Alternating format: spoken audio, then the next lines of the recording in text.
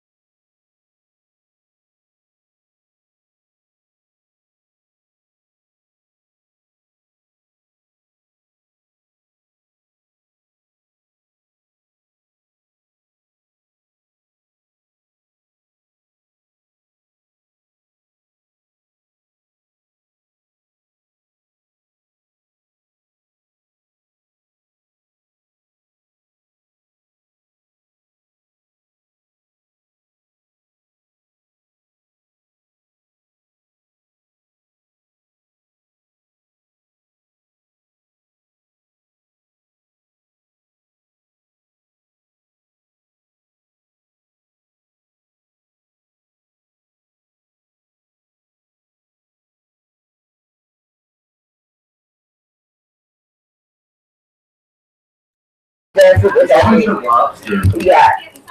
That's her favorite one. That's her crave. Yeah, if you get the lobster, my mom gets the lobster. You do. What does Patty usually get? I think Patty gets the lobster too. But the piggy, her piggy was the big crime first one. Piggy was like, she slept with it. She brought it everywhere with her. Yum.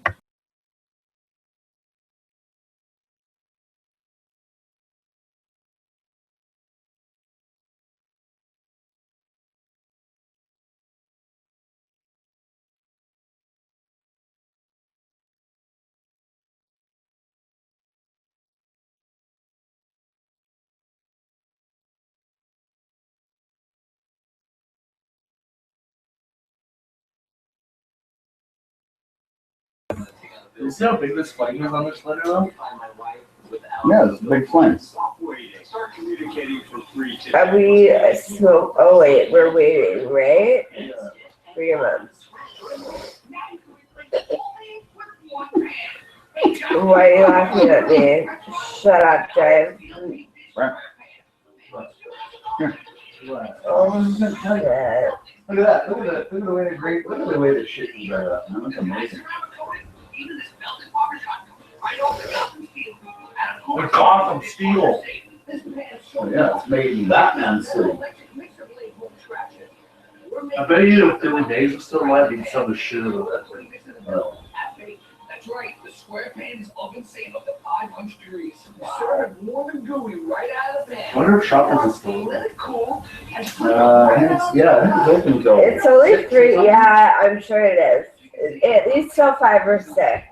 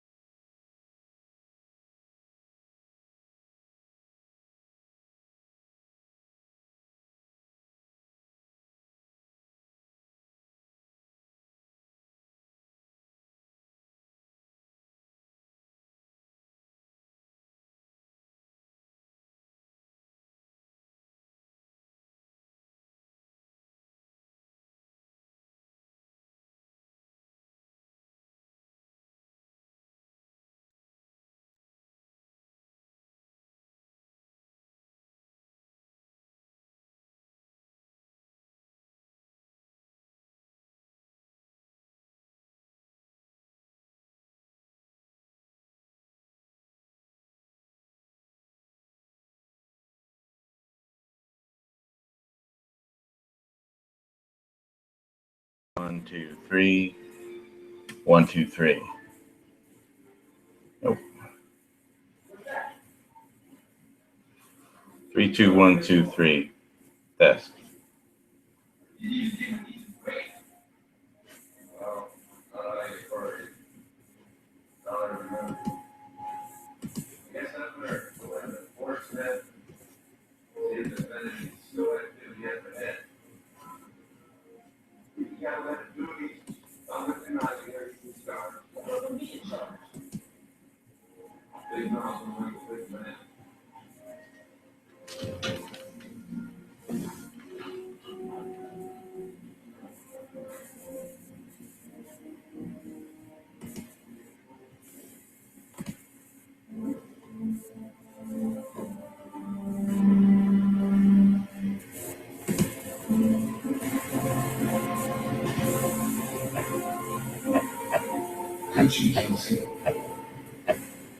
I hope they get the deal here about 10 nuggets for $1.49. Super long, $10. Peter will do better. The keyword glasses and he can't see, which is the best deal. Monthly glasses out. Get you on the for $10 or 10 nuggets for $1.49. Only for $2. Here to make your smart. The holiday weather can be fun. Test 1, 2, 3, 2, 1. Test 1, 2, 3, 2, 1.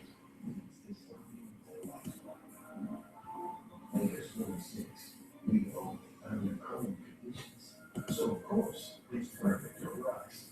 Enjoy the most delicious time of the year with Maker's Mark and Maker's 46.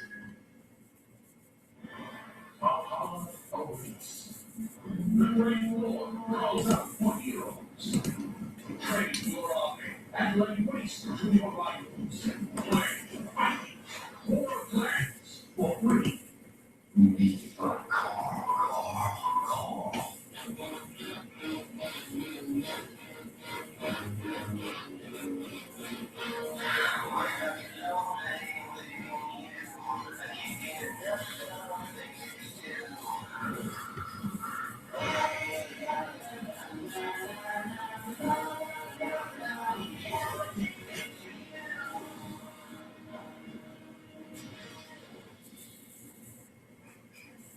Why don't you like that?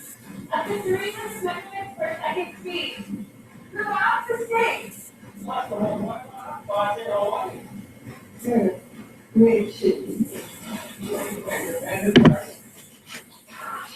Change the pattern. And change, we're good. Get 50 megabits per second internet for $29.99 per month with a free speed upgrade to 100 megabits per second. Call 643-9977 today. Now through January 3rd. Test 3, 2, 1, 2, 3. Test.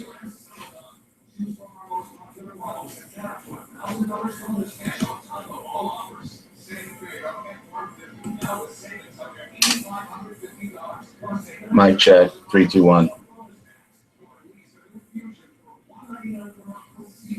Mic check 3, 2, 1, 2, 3. Mic check 3, 2, 1, 2, 3.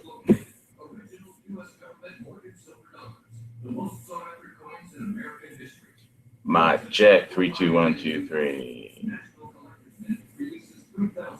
Cool. Thank you. Thanks, Spiker Bob. So yeah, I got a new Fox Karambit. It's got an improved locking system. Some people were complaining that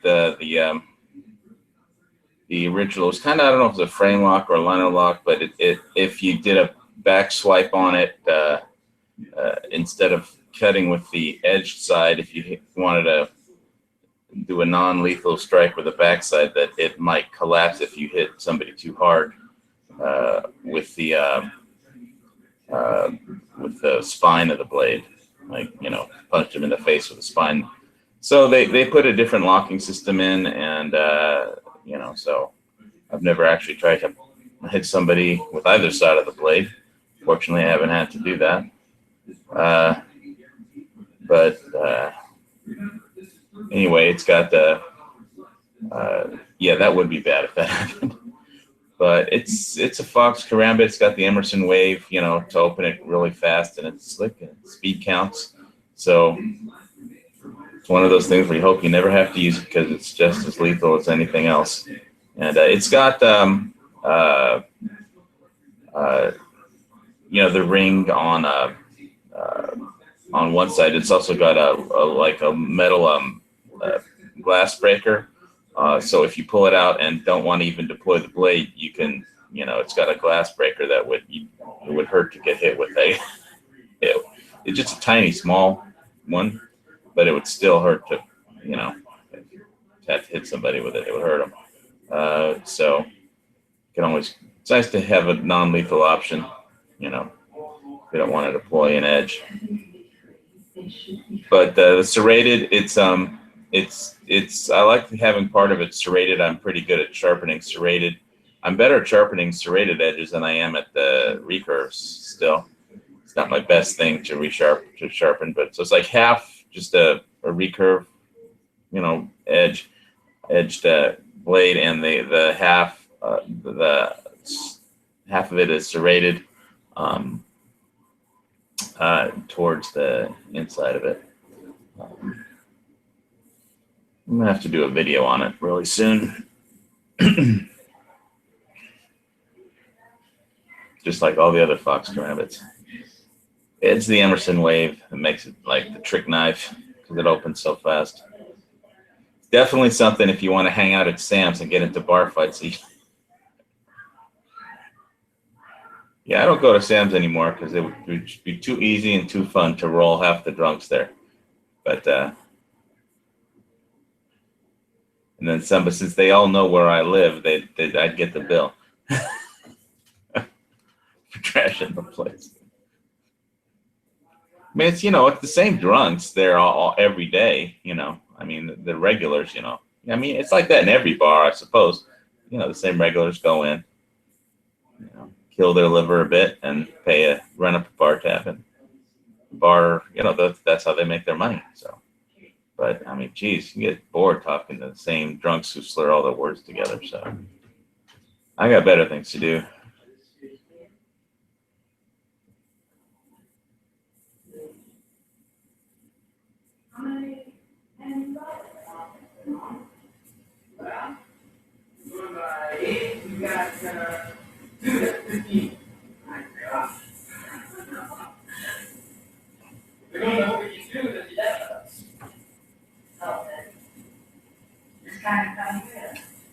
Oh, now here's something on the police dispatch. On the Kailua Kona Pier, there's a female walking around exposing herself. Why does that never happen when I'm there? I mean, shit, you can just wear a bikini and you don't even have to bother. Nobody would even call in. I mean, not to mention that they have like an underwear run for the Kona Ironman. All right, you don't want to play cards and eat turkey?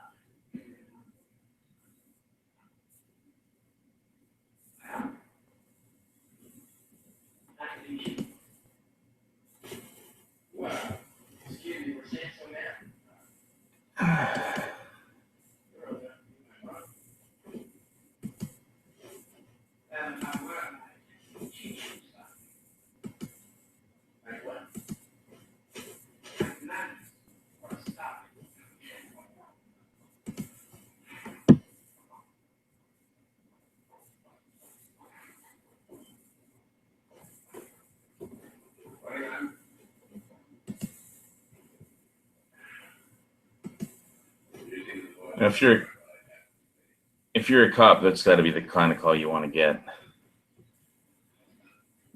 Female exposing herself on the pier. Just push her in the water. Give her a towel.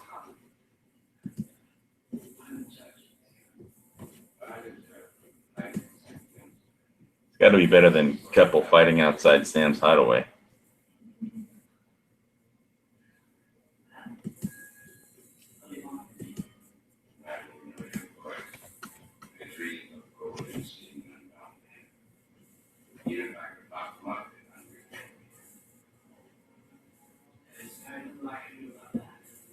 is apparently a girl called the police complaining about it. No guys called the police complaining about this. It was a girl.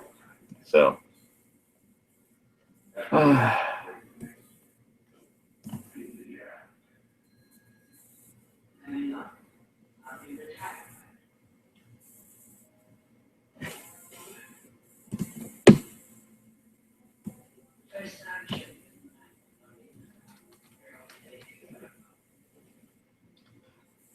So yeah, I'm listening to the Broadcastify website with the Hawaii County Westside Police EMS Fire and Coast Guard dispatcher. Let's see, I'll throw the link in. There's nothing happening on it right now, but there's one for every town, so you could listen to your local dispatcher on Broadcastify.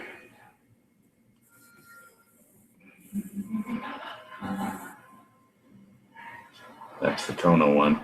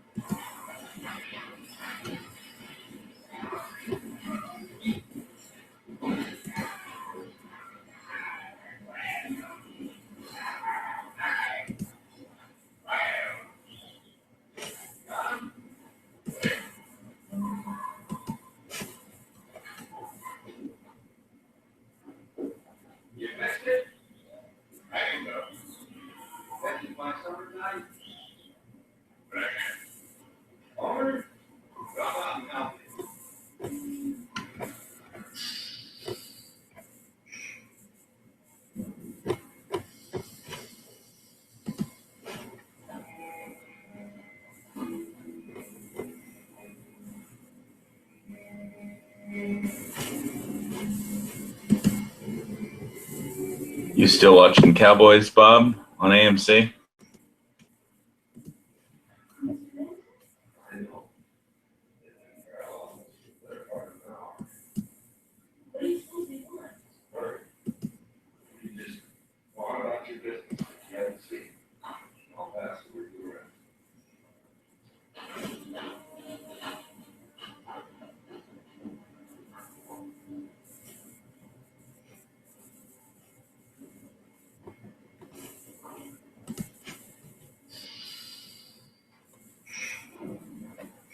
Bob went and he's eating turkey and playing cards.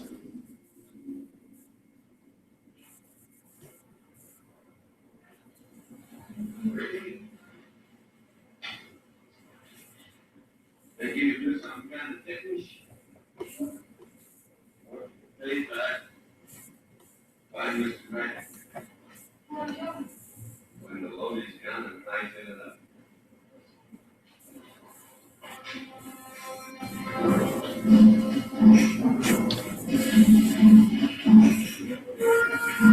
Yeah, death comes for us all, no exceptions, even hot babes.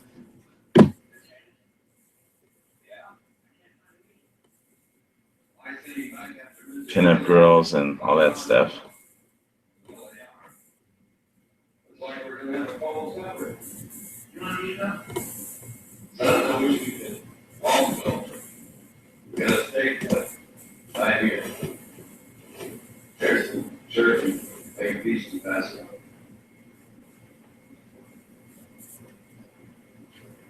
Okay, the police just showed up at the pier and they're looking for naked women.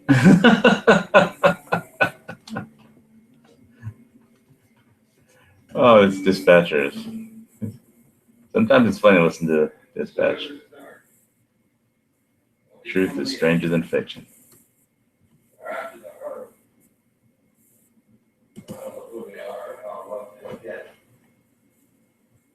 Right now, they think we're one man and a bunch of kids.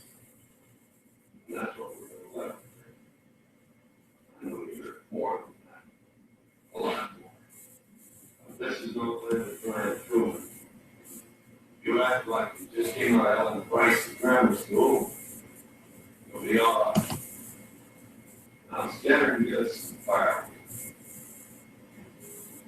Miss January of 1955. She died at 85 years old of pneumonia. Yeah.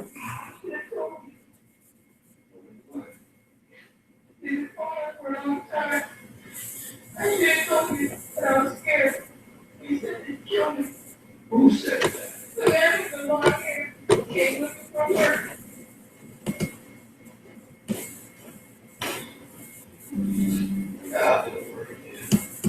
Gotcha. You got plenty of guns.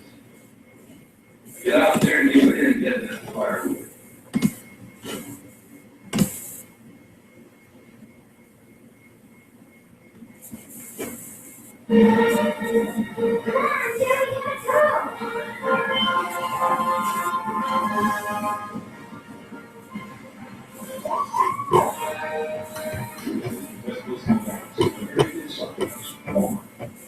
What would you give someone who convinced you to follow your dreams with a cross-country road trip?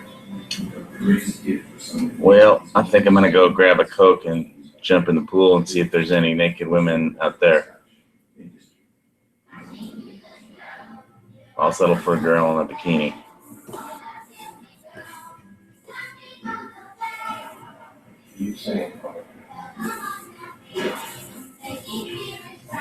Maybe I'll watch some of this AMC channels, more Cowboy Christmas. They've got cowboy movies on all day. Well, the mic is working. Had some problems with the new Intel chipset, but seems to be working on this particular USB hub for the moment. Well, later.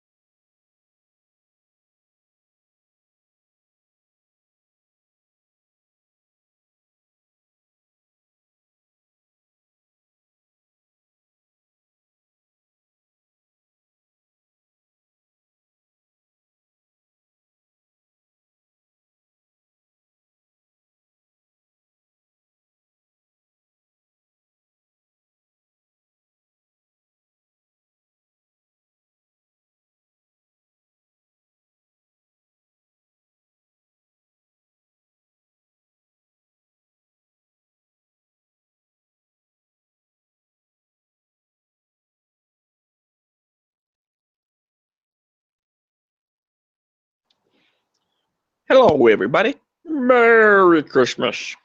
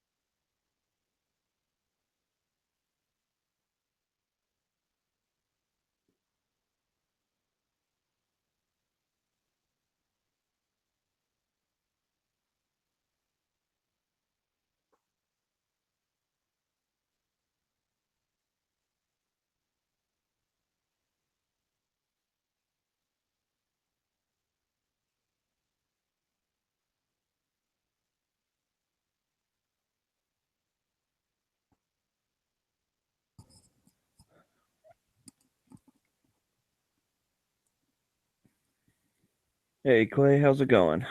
What's up, Smeggy? Same old, same old. Merry Christmas. Merry Christmas.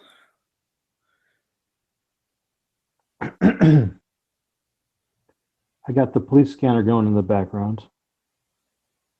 I was reading HVS. He was listening to the scanner in Hawaii. I plugged into that scanner feed from Hilo, and there was nothing going on. So plugged into the local feed, and there's all kinds of calls coming in.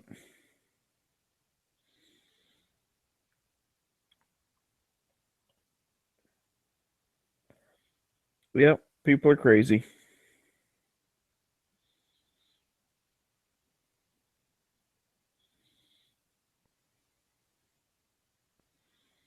Apparently, some bicyclist almost got run off the road.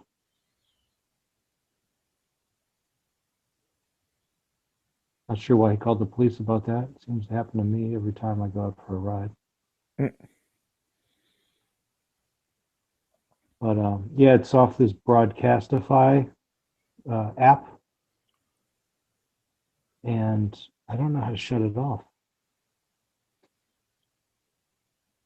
It doesn't appear to be open on my phone, and it's just like playing in the background.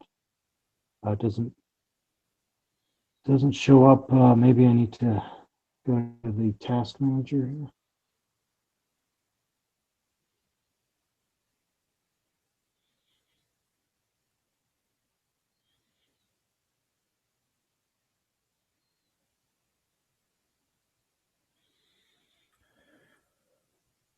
Oh, man.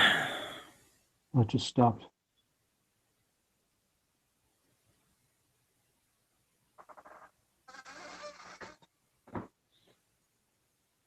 So, did you get anything exciting for Christmas? Not really.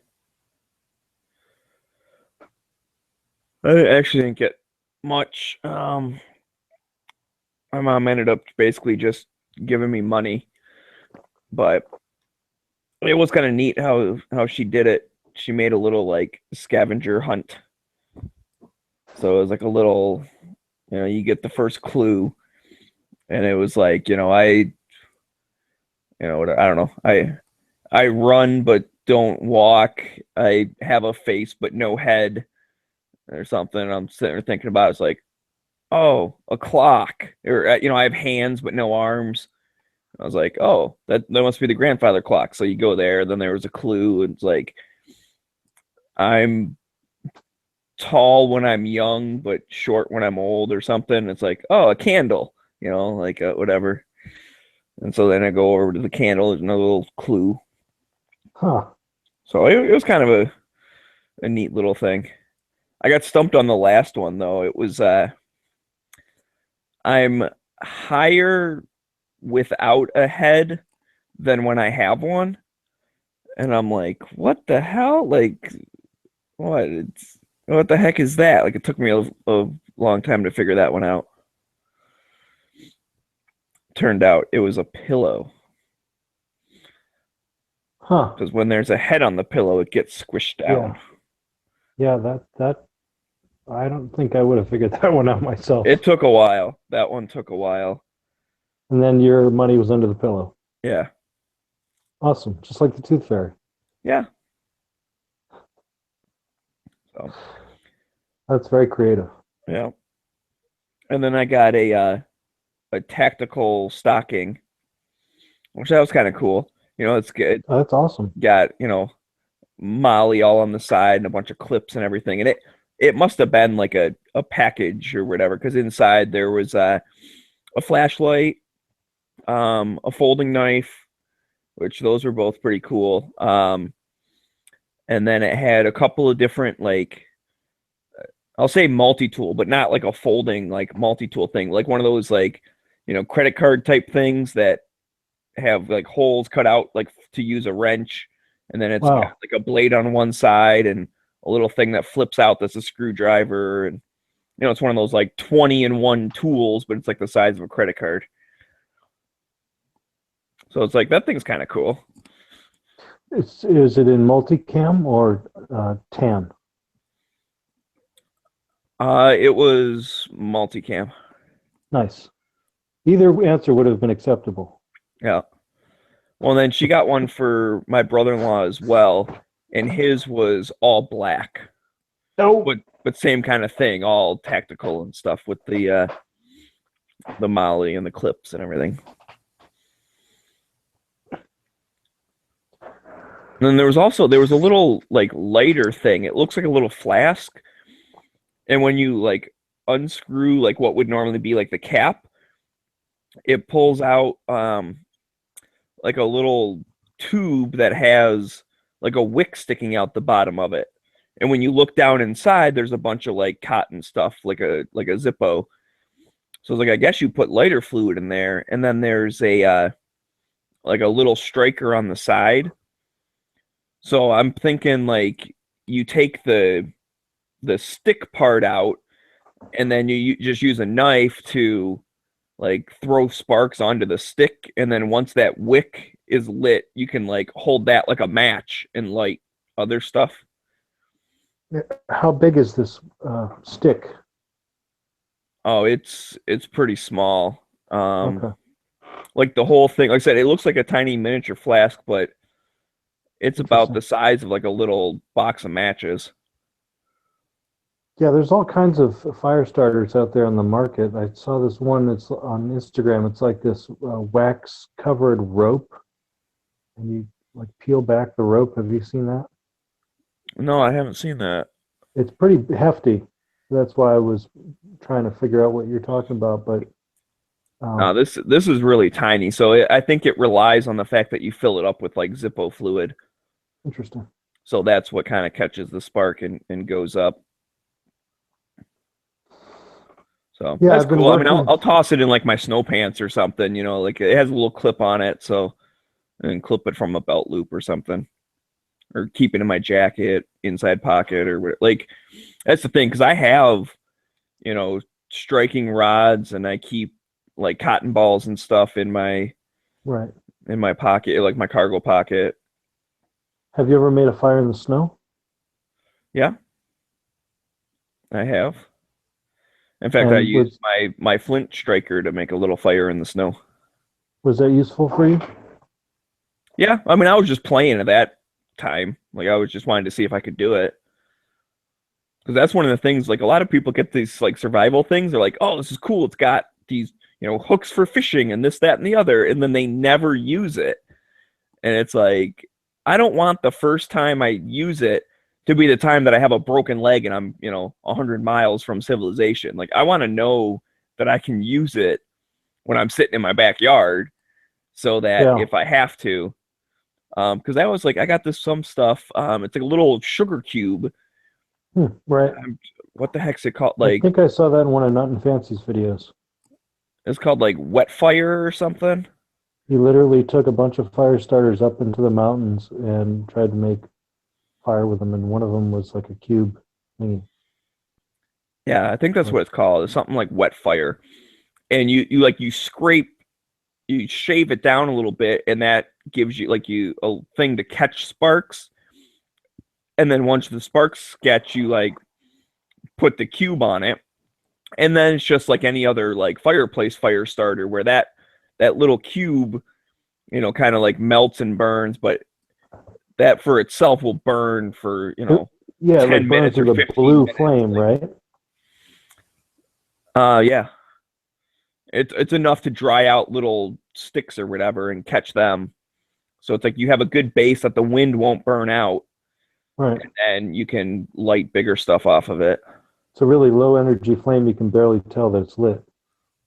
Right. But it doesn't remember that. freaking blow out because it's like a oil-based wax kind of thing. Yeah, so I've just recently started getting into fires and bushcraft type cooking over fires, wood fires type stuff.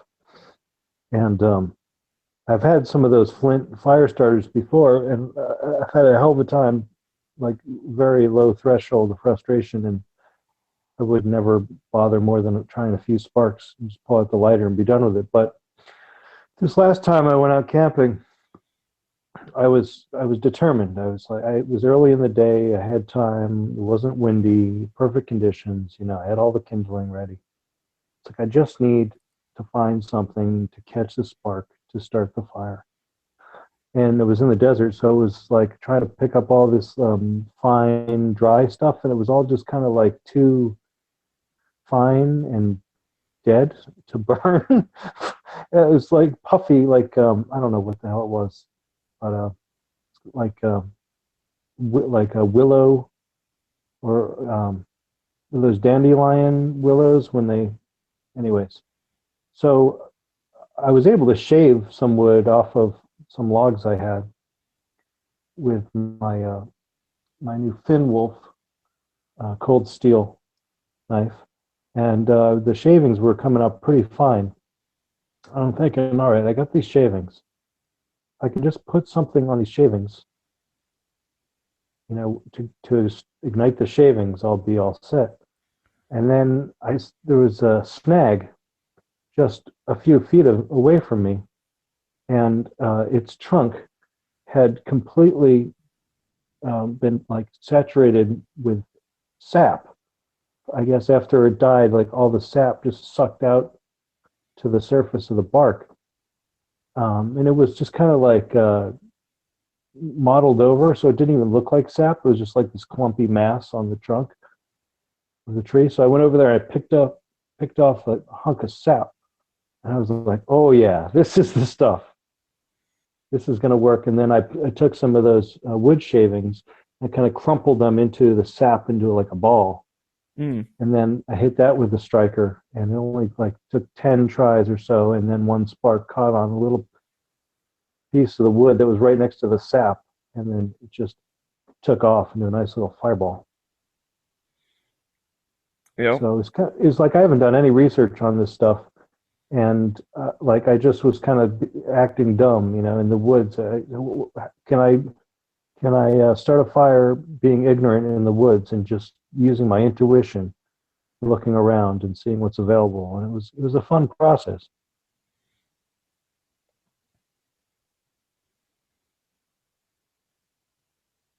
Yeah, I enjoy that kind of thing, and I think a lot of people overestimate, like, oh, I can just like make a bow saw and then make a fire or whatever. It's like, have you ever done it? Well, I mean, it doesn't seem hard. It's like, okay, go ahead and do it and then tell me if it's hard or not. Like, there are some tricks to doing that kind of stuff too.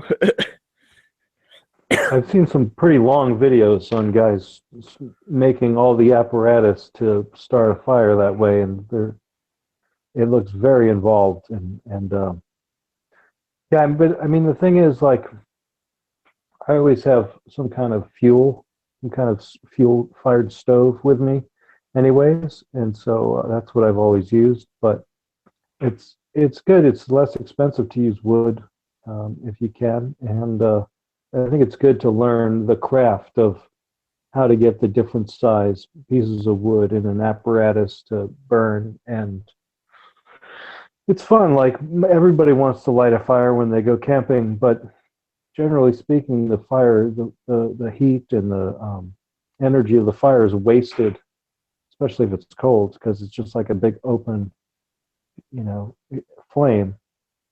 But if you can get a container, like a steel container that's small enough to put a pot on and fire that up and keep that going, then that really is a useful endeavor. Oh yeah. Well, I got one of those BioLite stoves. Really? It has like a fan attached to it. Yeah, I've seen that. And then like it's got that copper piece that goes in that apparently like it makes electricity based on the differential temperature. You can charge your phone with that. Yeah. And I used it a little bit ago. I didn't have power one day, and I had some, like, you know, survival stuff. And so I was like, you know what? I'm going to try and use this to like cook this stuff with, which is not like it's that hard. It's basically, you know, boil up some water, dump it in, and let it simmer for 20 minutes. But I have to say, I was surprised with how hot it got with just like a couple of sticks. I mean, like the size of my pinky. You just Right. like a couple little sticks in there, and then that fan kicks on. Like it doesn't kick on right away because then it'll blow the fire out. But once it gets to a certain like temperature, the fan kind of kicks on and helps, fan the coals. And holy crap, dude! Like it had a lot of heat coming out of that thing. So that's the 2-speed fan model? Yeah. Okay, yeah, I saw, I forget what the YouTube channel was, but I saw a video that put that side by side with a newer model. It has like 4 speeds, but they both seem to do the same thing. Yeah, I never kicked it up to the high speed. Well, I mean, I did for a little bit, but it's like that was way too hot. It's like I could see doing that if you're like trying to get boiling water, but once it starts, you might as well kick it down to the lower one because it just like was boiling like crazy. See, the thing that I thought when I first saw that apparatus was like, okay, you're sticking plastic on the side of a metal stove. How long is that plastic or the electronics in there going to last? But, it may last long enough, which is all that matters. Right. And it's actually kind of off to the side. Like there's an outer Right. heat shell, and then there's like the inner like burn box. And the plastic kind of connects to the outer heat shell. It doesn't get that hot like to the outside. Like you can pick it up when it's running. It's not that hot around the outside. Yeah, I've been seeing some of this technology that does like a gasification, where there's like an outside annular sleeve of air that comes up from the bottom and then top or something. I haven't really done research to speak knowledgeably about it, but it's not just like a straight cylinder. It has secondary gasification, burning function, and that may be what these stoves do too. Is I have no idea how these work with the fan, and I was sitting there trying to think like, how does that fan circulate the air through? And because it's on the outside, and maybe there's one of those. Yeah, there's an opening near the bottom, and then the fan just kind of blows like towards the opening, and the air gets inside there. There's like a bunch of little holes near the bottom, but again, there's a gap between the edge of the fan and where the hole is, so some of the air just goes out into the surrounding area, but the other one's getting kind of forced in through the hole into the burn box. Yeah, there's also a grill attachment for those I saw that just sticks on top and then has some metal grill, and you can like put steaks on that and stuff. Oh, that'd be cool. Yeah, I just put like a pot on the top of it, but that would be cool to have some type of little, like a grill surface kind of thing. Yeah, that'd be cool.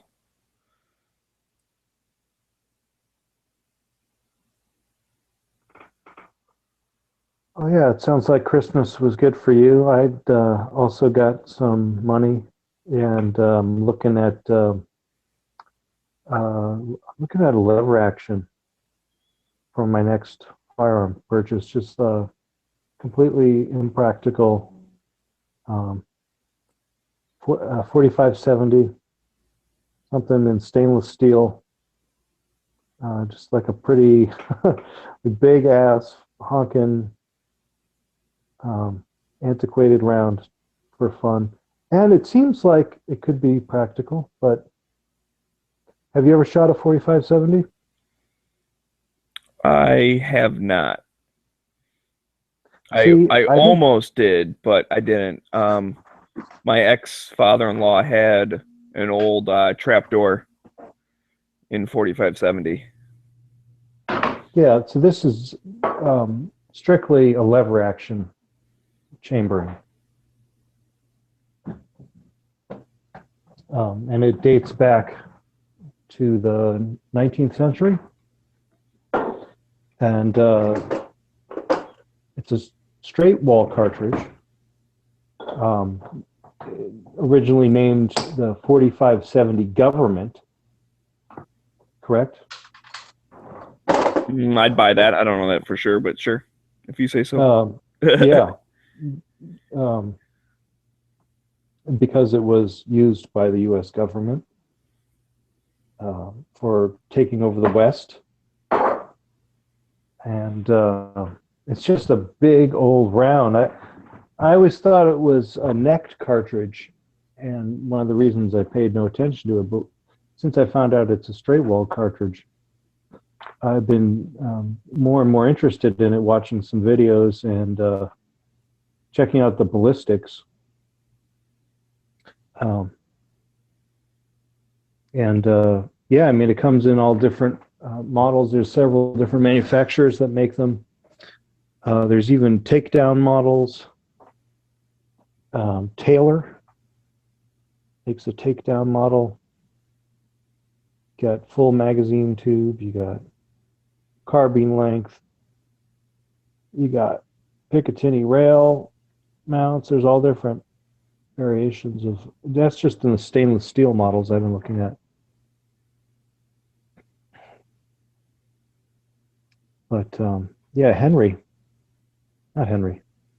Marlin. Marlin makes one that's it varies from price from like 700 to 1,000, depending on the options and the availability. And I know Marlin's got a bad rap lately because of Freedom Group. But I figure if it's in stainless, then taking off any sharp edges and burnishing the action, all that stuff would be relatively straightforward and not leave too much evidence of the process. Mm-hmm. And, otherwise they're pretty solid guns.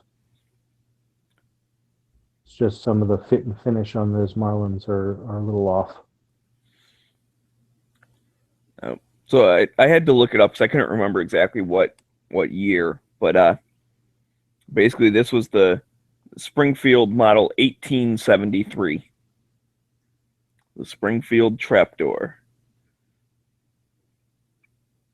So it was a single shot with a hinged breech block. So you loaded from from the back. This was the model 1873 was the first standard issue breech loading rifle adopted by the U.S. Army.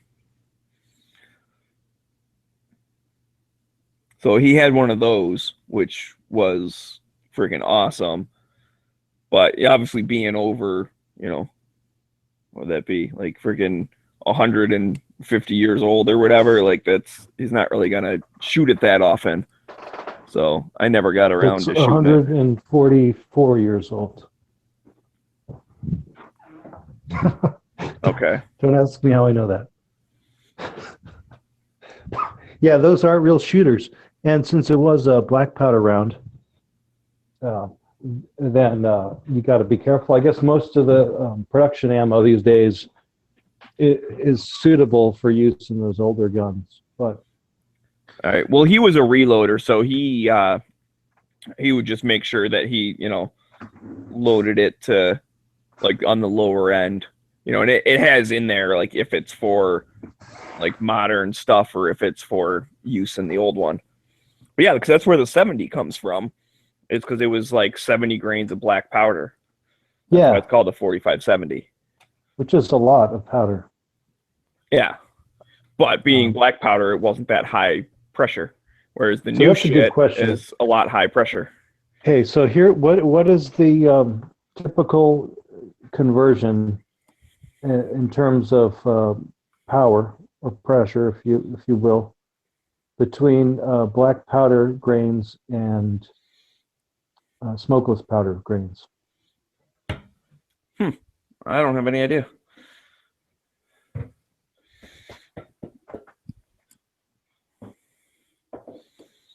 So we can get like an updated nomenclature for this round. I think it's time we bring it out of the 19th century, don't you? Yeah, like I said, I mean, I'm sure that there's information available. Are you going to make me break out my laptop? Yes, I am. Damn. I just wanted to show Oh, you it's this good. BioLite here since I had it sitting out on the counter. If you're still interested. It's got like a blue plastic thing on the side. Oh, it's orange. Right. And see what this is, the opening right here that the fan blows into. And then on the inside, and it's not showing up that good. Let's see if I can. Yeah, it's kind of shiny. But basically, there's like a whole bunch of holes on the inside. Like, see all those? There's holes at the top, and then there's some in fewer the bottom, holes too. in the middle, and then there's a lot of holes on the bottom. Yeah, there's holes in the bottom also. So this is, you can see like this wire, you know, the wire mesh. And then, I don't know if it's just my computer screen or what, but like this part actually doesn't get that hot because the inner chamber, there's quite a big gap in between the two. So, I mean, that's here, and the wire's all the way out here. Hey, so with your engineering background, you could totally analyze that with calculations math, right? Yeah, probably. I was just thinking that's probably right up your alley. Yep.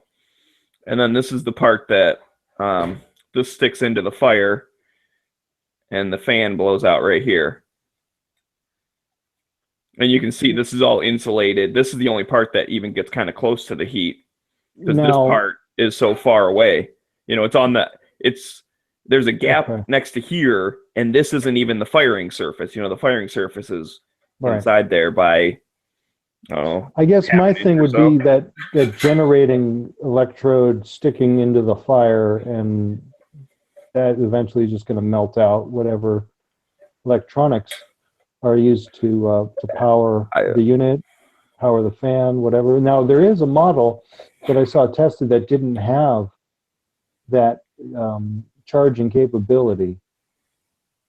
And so I'm thinking less is more in terms of firebox, and that I would want one that was able to operate just as a firebox and not as a cell phone charger. Mostly because it didn't seem that efficient of a charger, seeing as how the electricity was being used to run the fan. Right. Oh, you definitely, yeah, it's not a great charger. Like it works, but I don't know. I feel like it would take a while to charge it up. Ah, damn it. Now I have like ash all over my computer because I was playing with that. Don't you clean it out?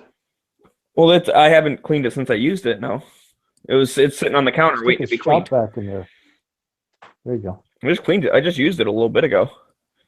But anyways, yeah. So like, I mostly just use it with having the fan on low just to kind of keep the coals going. But well, you here's can another probably question. use it even without that thing even hooked up to it.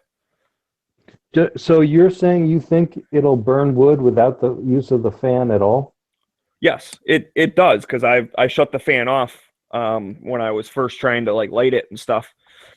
And one of the things is you have natural convection, right? So as the heat from the fire is going out, it's creating a vacuum along the bottom. So it's going to suck air in through that hole anyways, even if the fan's not pushing air into it. It's called like the chimney effect. Just like when you burn, when you have a fire in your fireplace, it sucks air in from the outside of the room. Yeah, there's lots of little camp stoves that are designed just like that, and with just like 4 pieces of sheet metal. So I get that, but the way that particular stove is designed, I was just worried that there wasn't going to be enough opening for the air to move through passively. Well, it seemed to work okay. I mean, I didn't do like a whole big long fire, and maybe it would burn out eventually, but it seemed okay. Like it didn't completely choke itself out or anything. So the one thing I don't like about that stove, and it's a big minus for me is that you have to feed it from the top. Mm-hmm.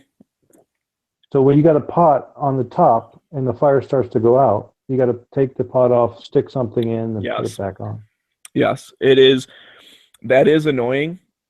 However, because what I found is that, again, a couple of sticks work pretty darn well.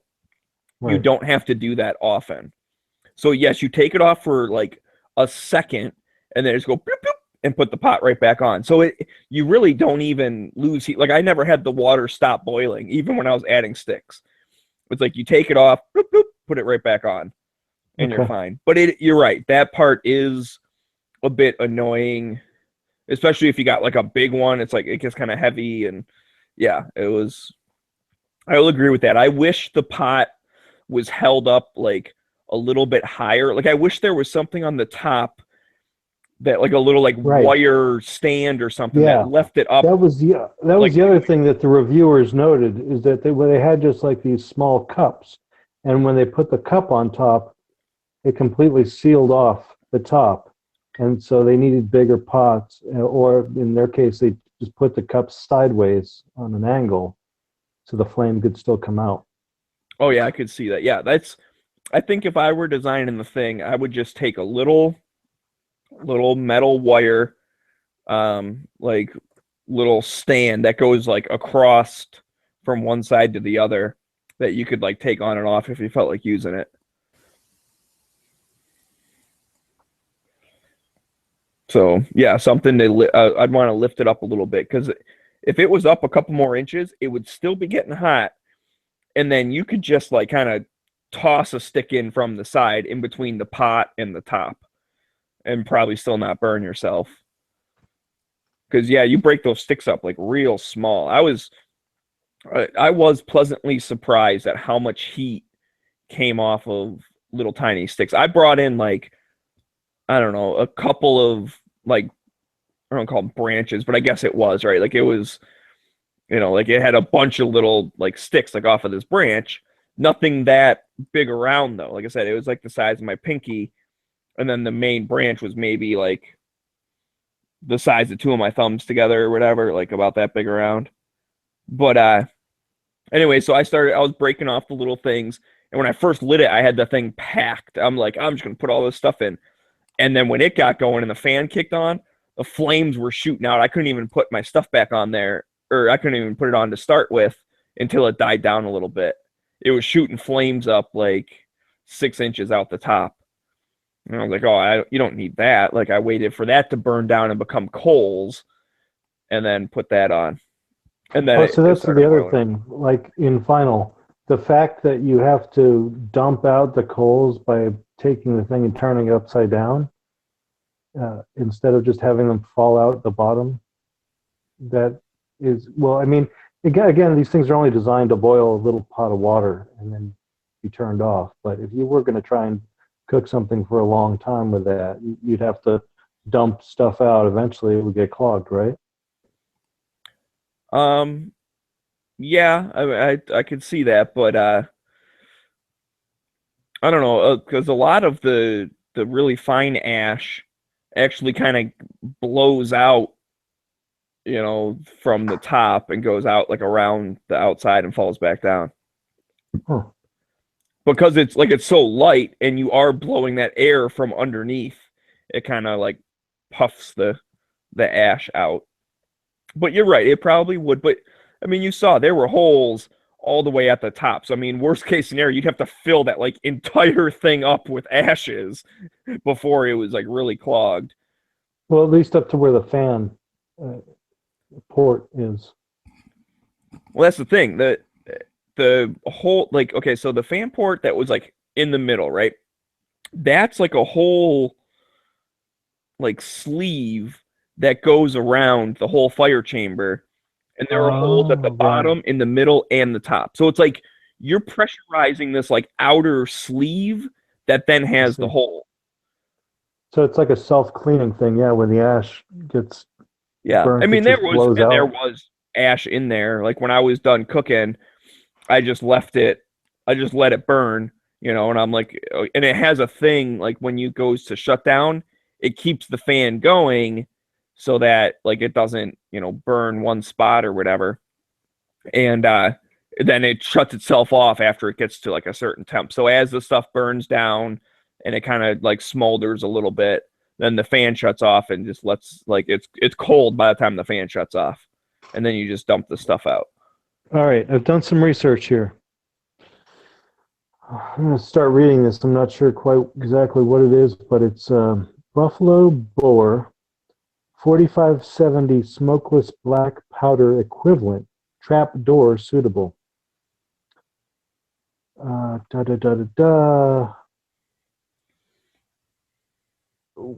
Sammy has set 4570 pressure levels at 28,000 psi, which is potentially enough pressure to damage trapdoor action. Pending, yada, yada, yada. Most authorities believe that 18 to 20,000 psi is safe for all trapdoor actions.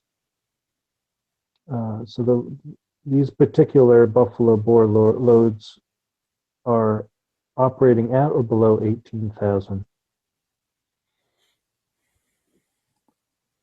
We know from history that 4570 loads of this power level literally pounded 2,000-pound bison. I thought they were going to talk about the amount of powder they put in there.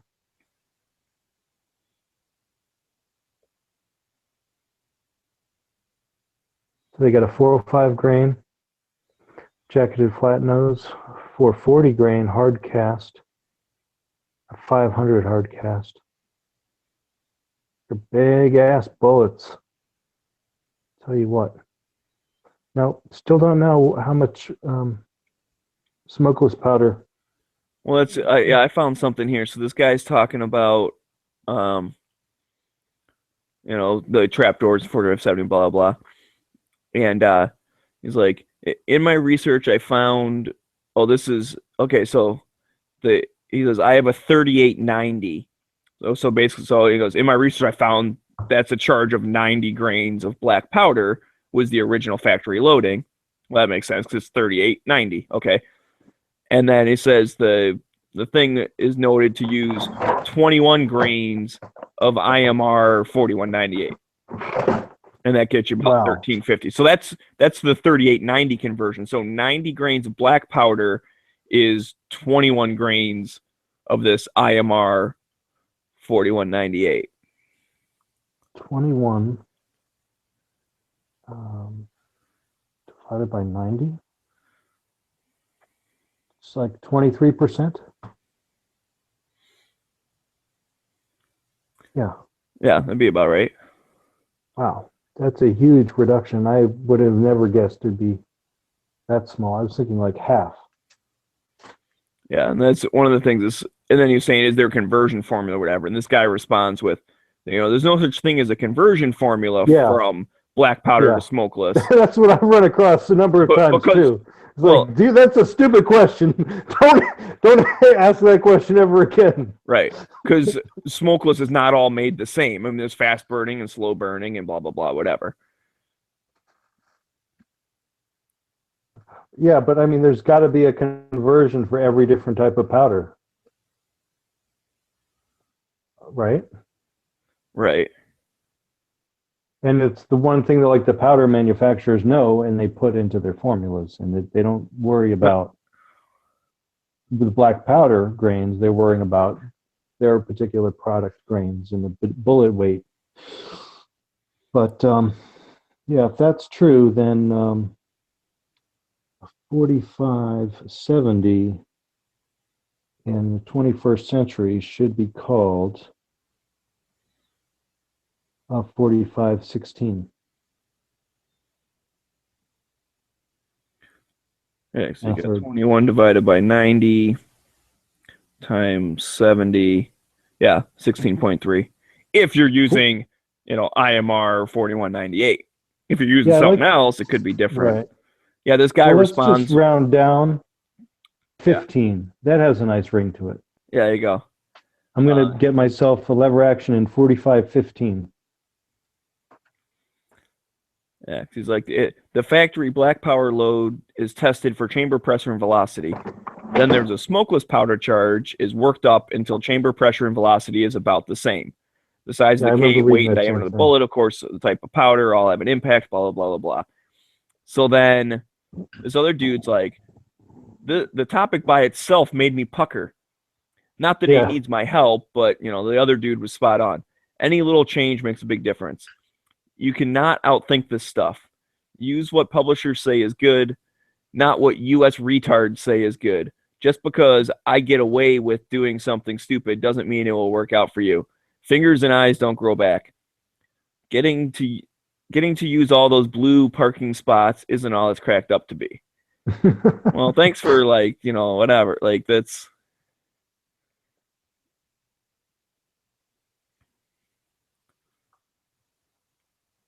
Yeah, I think a lot of people in these forums are really particular about information. Like, don't well, ask these and reloaders. I general mean, they're questions. We know we calculate our grain weights to the hundredth of a grain, and it's for every different bullet. And it is kind of a stupid question because if I just went to a reloading manual, they would tell me, and I wouldn't, you know, sound like Right. a novice. And I don't know if maybe because obviously he found some reloading manual that said with the smokeless to use the 21 grains of, you know, the IMR bullet. So you're right. You should just look at what it is for what you're using.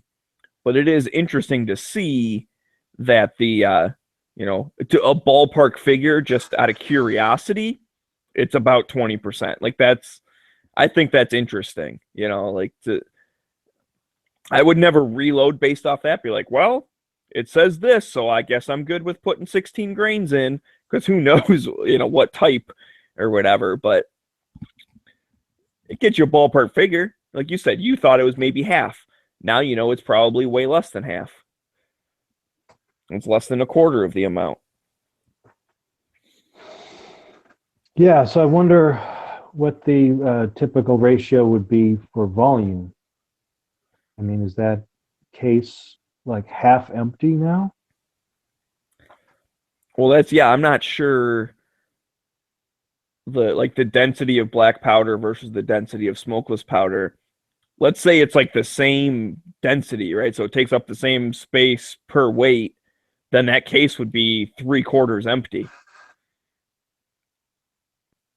You know, it'd be a quarter full of what it used to be, because I don't think a 4570 was like filled all the way up to the rim anyways, right? Right. So however much the 70 grains fills up, you're going to be filling up a quarter of that. But yeah, I don't know as far as like the density is concerned. I don't know if smokeless weighs more than black powder or not, like per volume. Yeah, I might just go buy a box of this ammo before I buy a gun chambered in it, and just take a look at the ammo and just see if I can get used to the ammo, because it's massive. It's like a big blunt rifle cartridge. Mm-hmm.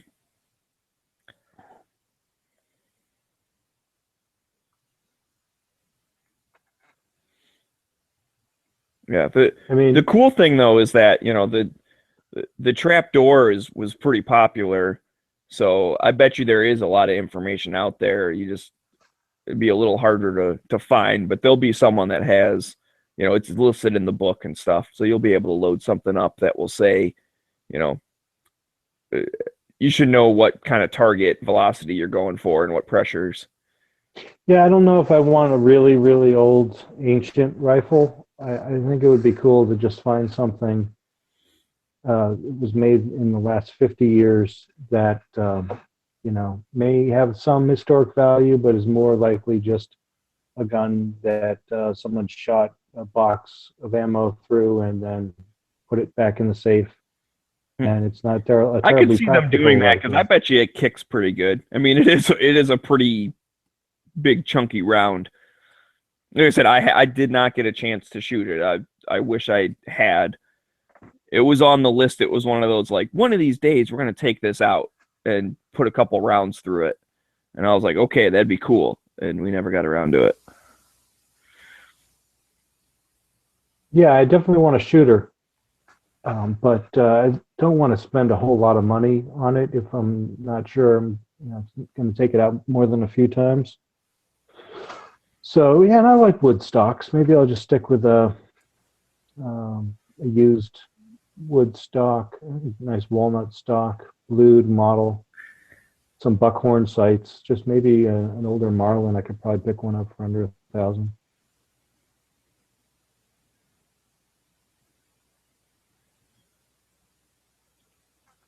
It's just that the stainless models are so shiny.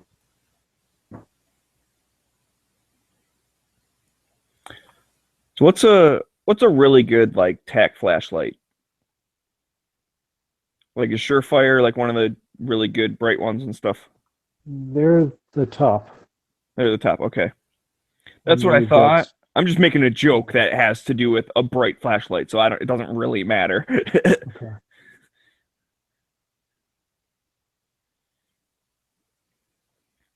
There's a picture of, I don't know why, what inspired this, but there's a dude dressed up as Santa butchering a deer, or like field dressing a deer. And so I was saying, like, poor Rudolph. This is what happens when Santa gets a new Surefire. Because the only thing Rudolph was good for was a bright nose. Well, if you got a good flashlight, you don't need that.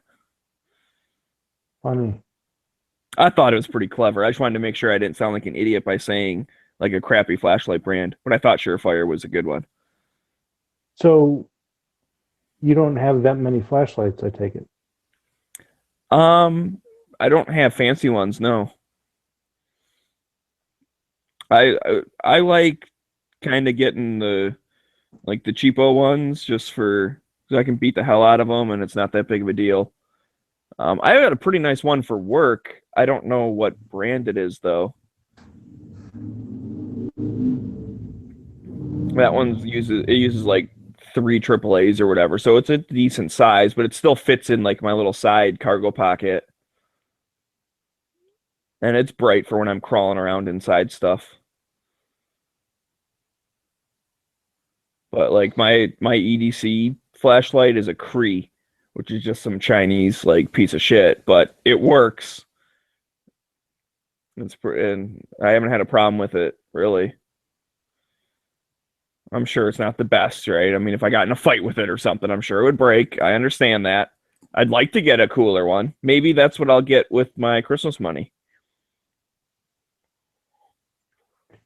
Yeah, my recommendation would be to get one that's big enough so you'll notice if you drop it or lose it.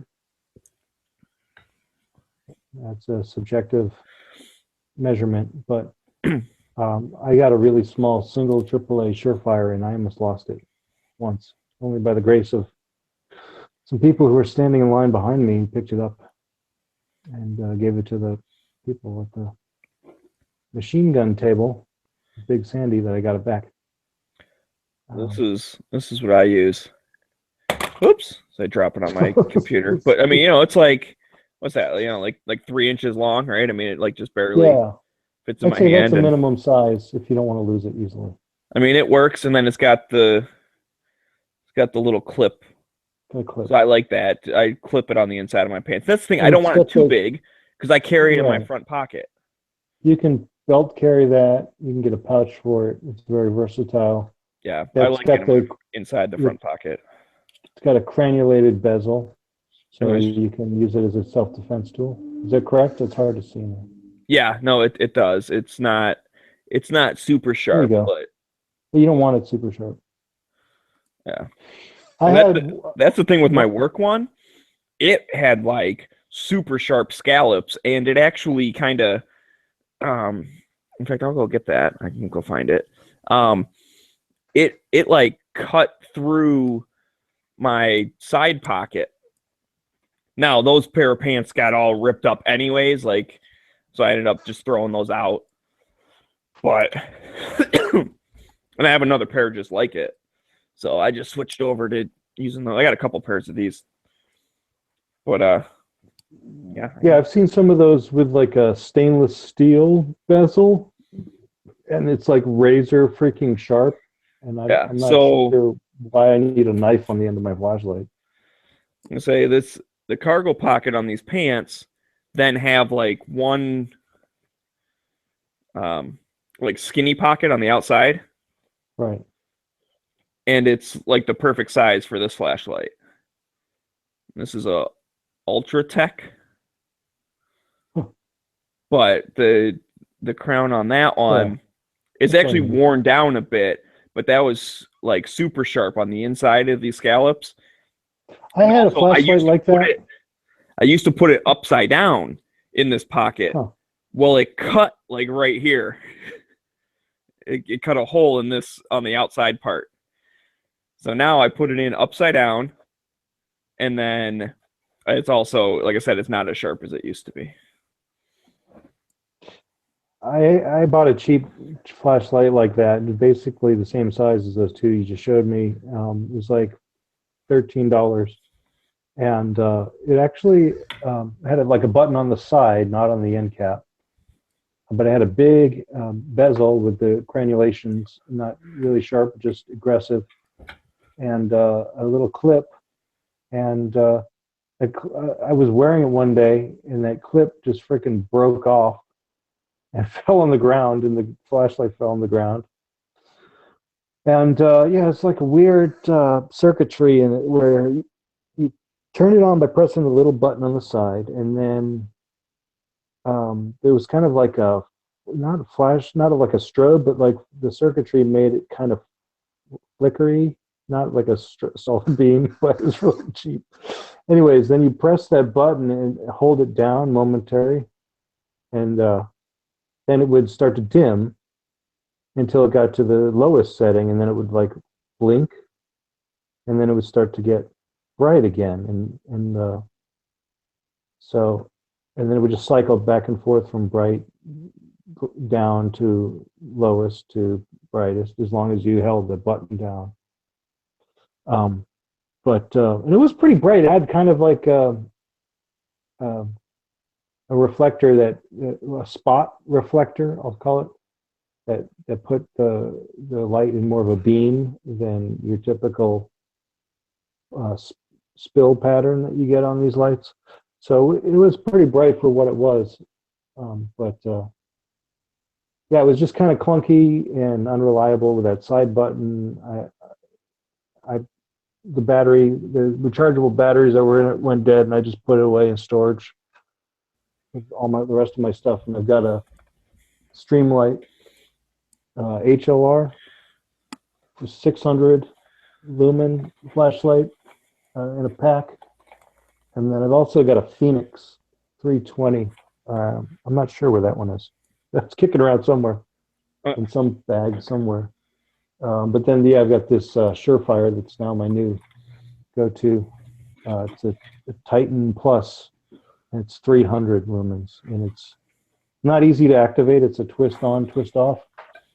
Sometimes it comes on accidentally, but it's more than enough light for when I have to go find something in the dark.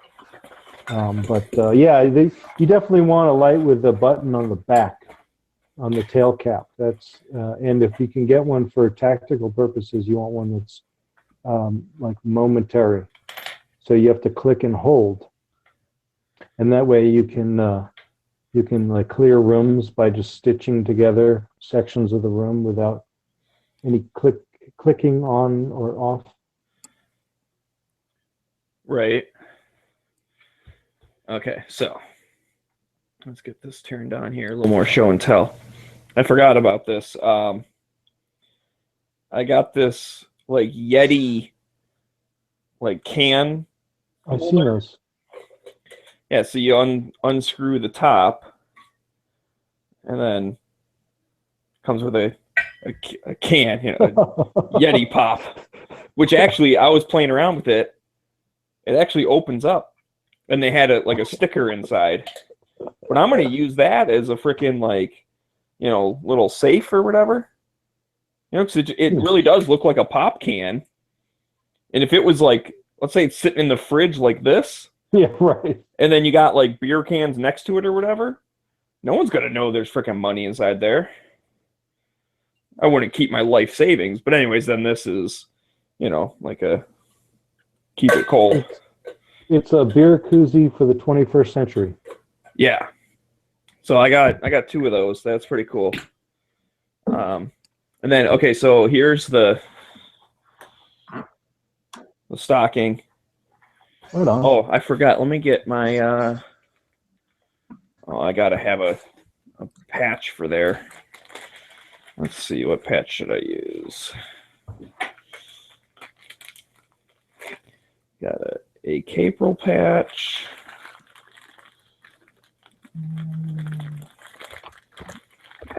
Crap, do I not have an Every Second Matters patch in here? Might all be in my car.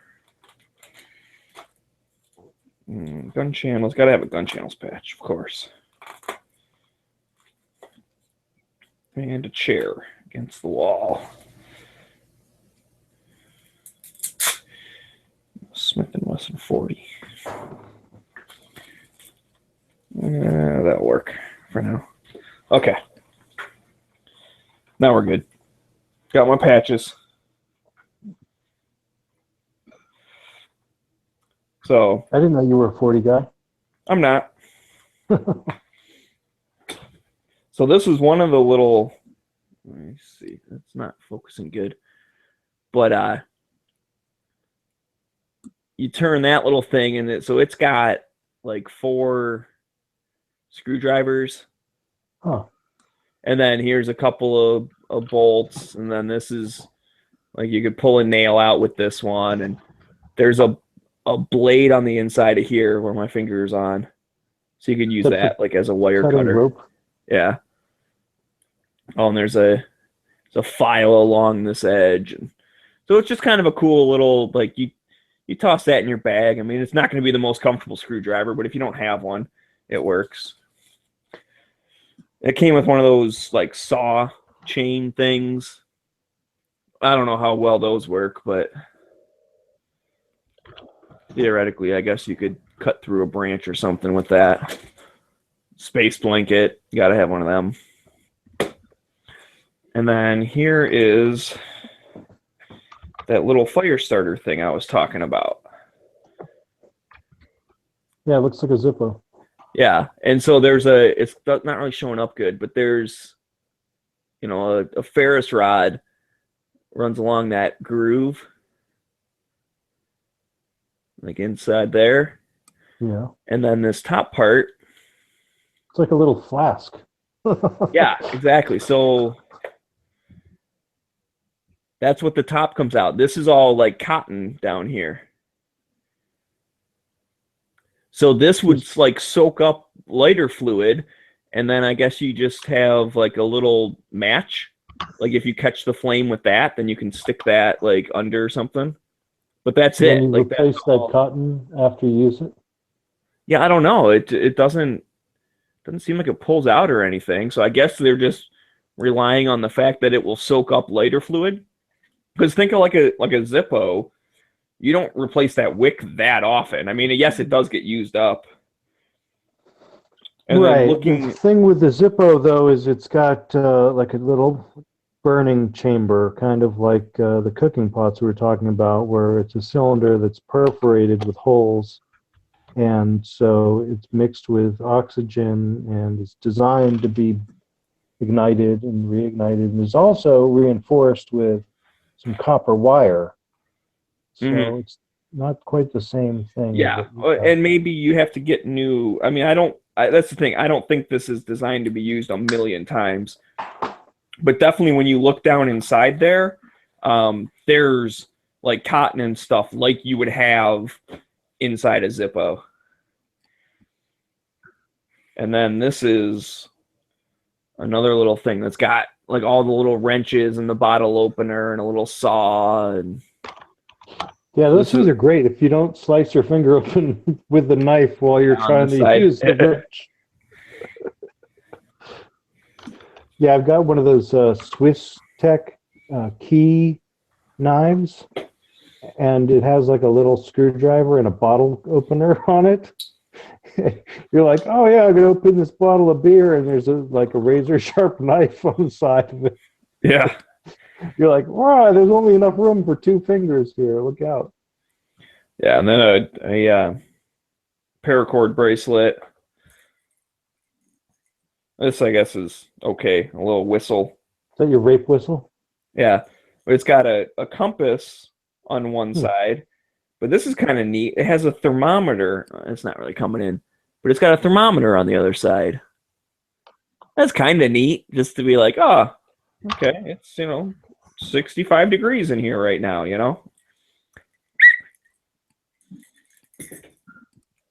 And then I don't see a name on this.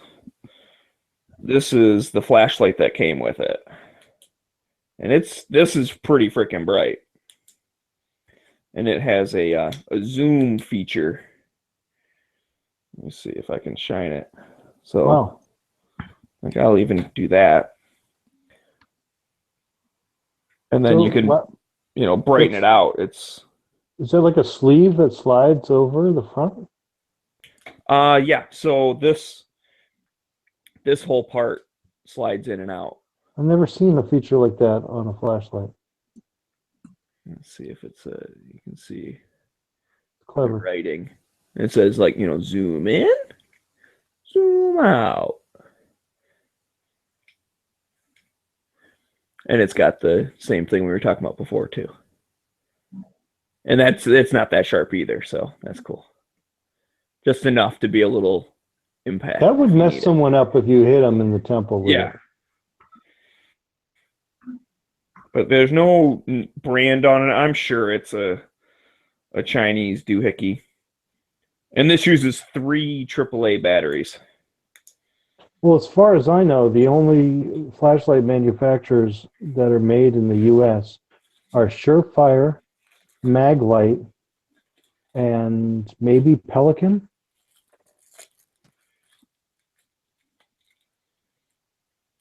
I dropped. Oh, that was the. Wait, no, what was that? Oh, that's the 762, isn't it? Yeah, I can put that on there too. Doo-doo-doo-doo.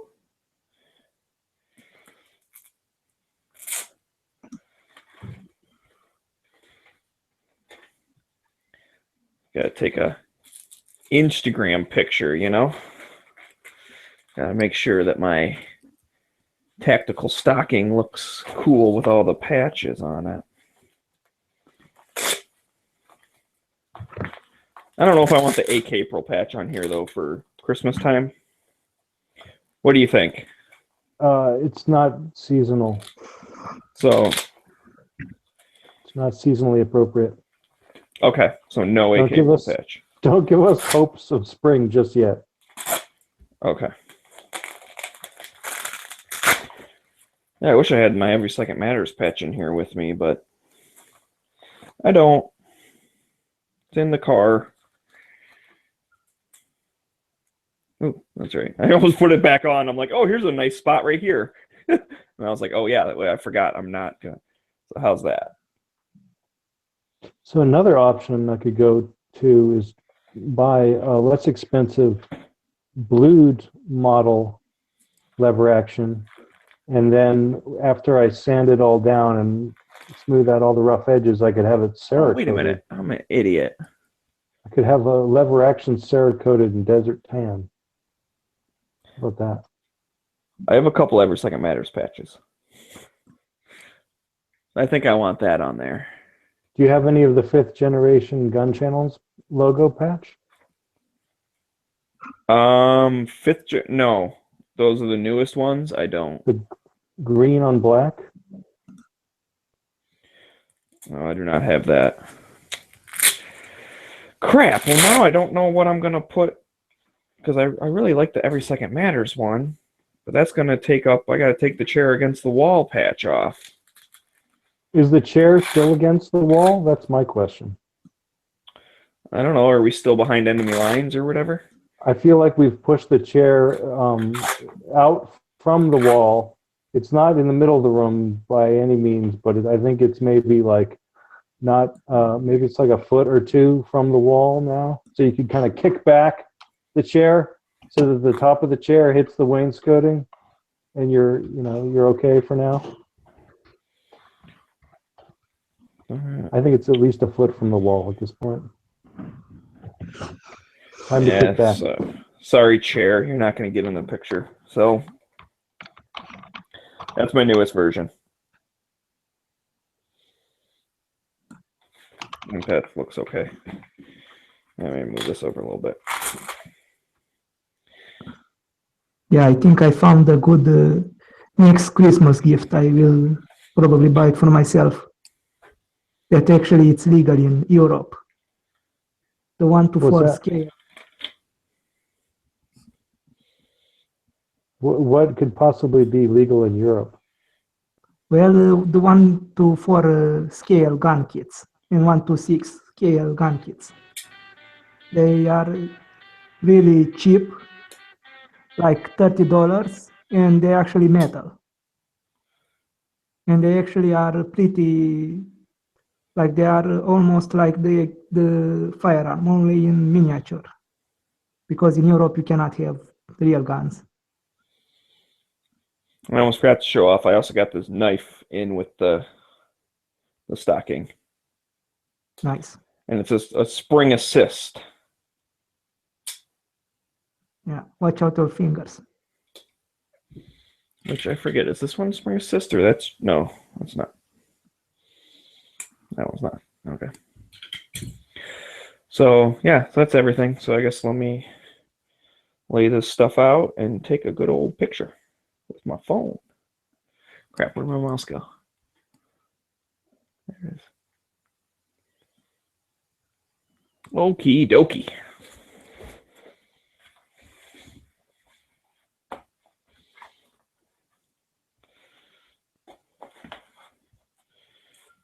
Do, do, do, do, do, do, do.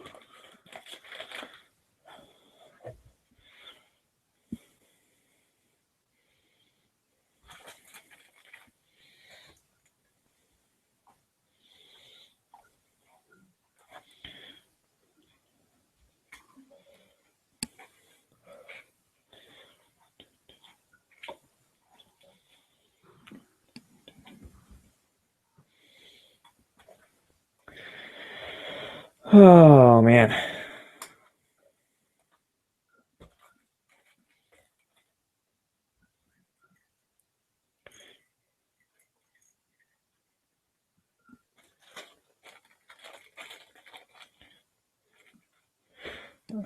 Crap, I don't have my phone with me. I gotta walk upstairs and get my phone.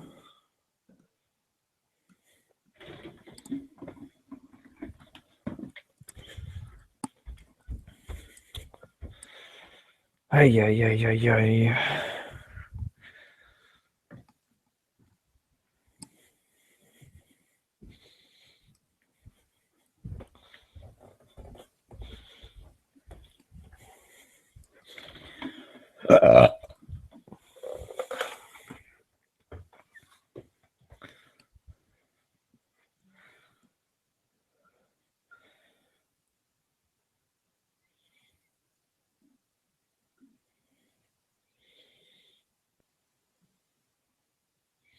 Actually, I can put this right here. How's that look?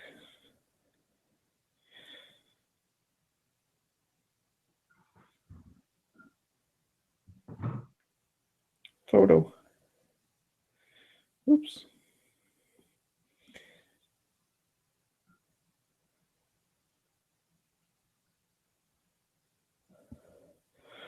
Damn it like rotated it.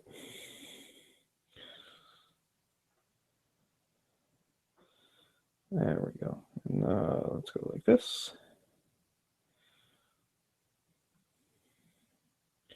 Done. Okie dokie. Cool. All right, I gotta put my knife back in my pocket. So I started carrying that knife right away. I like my other one, but this one's pretty cool. So I went ahead and swapped that out.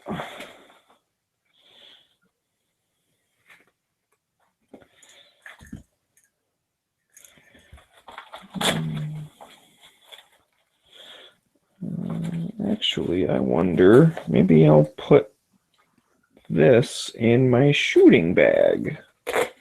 Oh no, I got that other multi-tool in there. Yeah, they'll put that someplace else. I don't know where yet.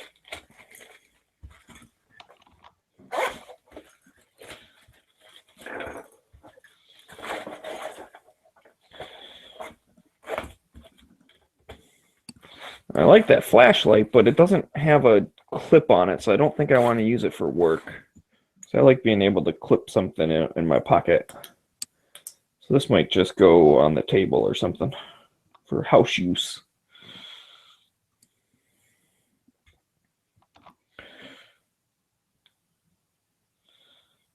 All right,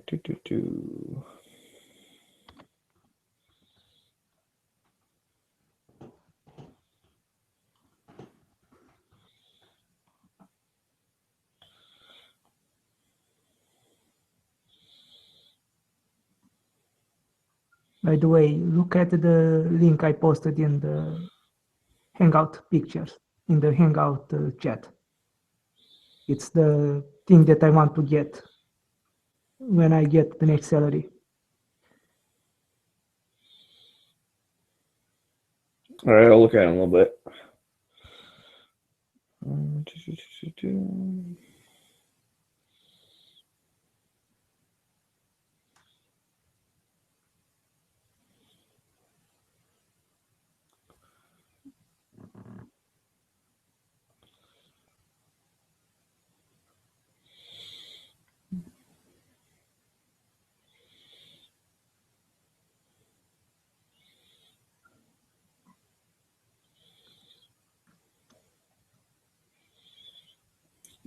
Share.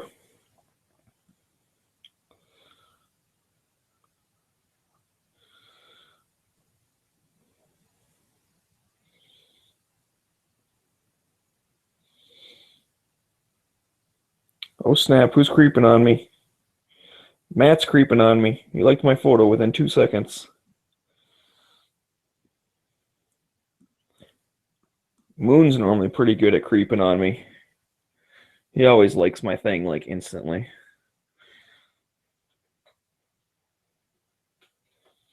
All right, I'll go put this in there, grab this. This. Oh, do do do do do do do. Do do do do do. Ah!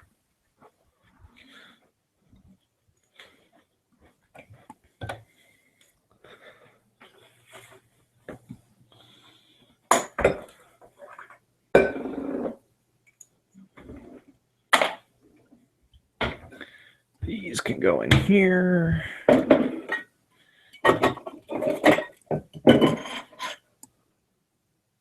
Oh, no shit. Oh, that's the cheap Zippo, but still, I've been looking for that for a long time. That's funny.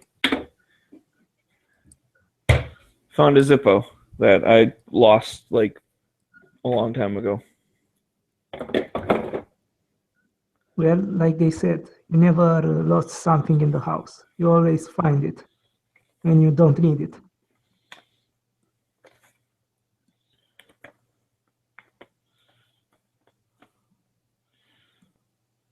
Yep. All right, cool. I will put that there for right now. Yeah, that'll work. Okay. And do.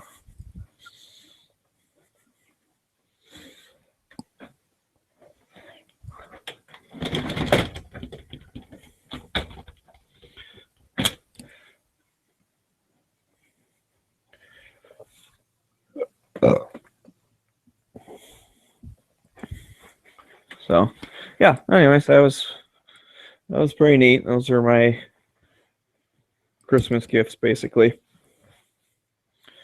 My sister got me a gift card to a grocery store because Nice, that will come she in knows I need to go shopping for food. So that was helpful. Like I said, now I just got to figure out what I'm going to do with the money my mom gave me because, or buy some guns. well, that's what I'm saying. Like, yeah, I want to specifically get something with that, because I could put it in the bank account, but then it's like, okay, great, you paid my electric bill for a couple months or something. Like that's not a present. Like I got to make sure I go out of my way to actually spend money and buy something. Well, never trust banks. Oh, I trust banks for some stuff. I mean, they'll. Yeah, I It's trust federally banks only to insured. pay my bills, and that's it. They always screw you over in some point or in some time.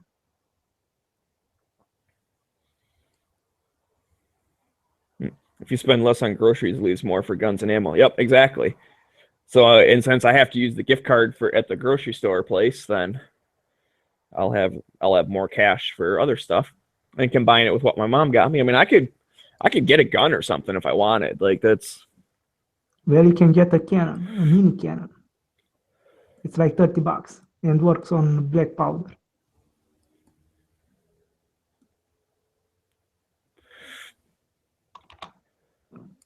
I post the link in.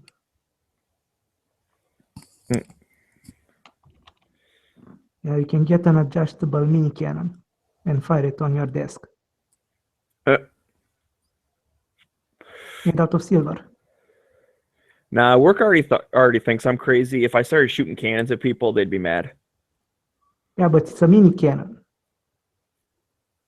Like one of the signal cannons they used to have. Like the small ones. Yeah, I still don't think the office would appreciate small explosions throughout the day. Yeah, but it's for your home. And in your home, you Oh. probably can do it. I'm gonna say my buddy had a little mini cannon, and we loaded up and stuff, and we were gonna like shoot off in my backyard, and he was like, now the instructions say it's like as loud as a 12 gauge, and I'm like, Jesus, like we can't be shooting that all afternoon, like my neighbors are gonna hate me, and then we fire it off, and it was like poof. I'm like, holy shit, that ain't no 12 gauge. Come on. And he's like, I know, I thought the same thing. He's like, I was a little nervous about because he has really crap. My neighbors are cool, but he has this one like really crappy neighbor that like we used to have bonfires and stuff. And the guy was having a graduation party and they were being loud and playing music and stuff. And we were sitting around the bonfire talking and he called the cops on us for like being loud. And like the cops it's like he waited till his party ended and he called the cops. And so the cops show up. We're like, dude, we're literally just sitting here talking. Like, it's no louder. Like, maybe we might laugh every once in a while. But it was like 11:30 on a Saturday. It's like, come on, dude. We're allowed to sit in our own backyard. And the cop's like, well, I'm not going to do anything. But, just, like, try and keep it down. And so we're like, okay. Like, we were keeping it down before, but we'll just continue doing that. Thanks. Yeah, some guys are just assholes. Right. So he was really worried that dude was going to be like, he's shooting guns in the backyard or something, and he'd get in trouble. But then he shot it off. He's like, oh, this is nothing. It is about as loud as like a bottle rocket or something. So he ended up spending all afternoon shooting the thing off and nothing ever came of it. Like no one ever got mad. Well, the cannon I'm talking about can actually shoot projectiles like mini BBs. 4mm BB pellets. Yeah, this one did too. We took a little, you take a cotton ball and kind of like rip it in half and shove that in there, and then you can like put stuff in it. So we were doing that.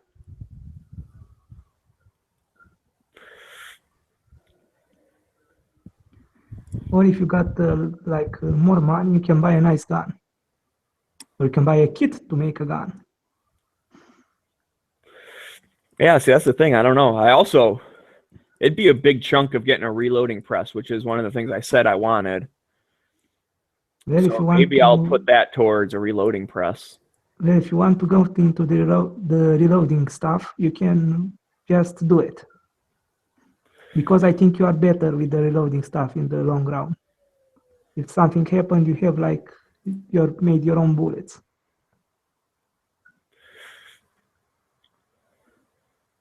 Yeah.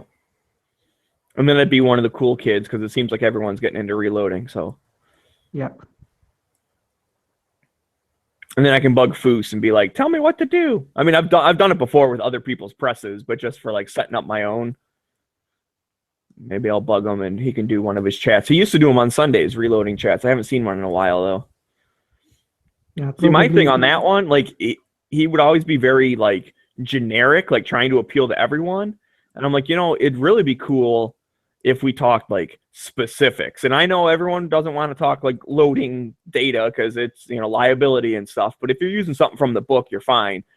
But I wouldn't mind like actually getting like real, actual detailed tips on like, oh, remember to do this, or, this makes it a little bit easier or whatever. Like, there's probably stuff that I don't know that I don't know it. I understand how the process works. Like I said, I've done it before. So I know the steps, but maybe there's something that makes it a little quicker or a little easier. Like maybe I'm doing something the hard way.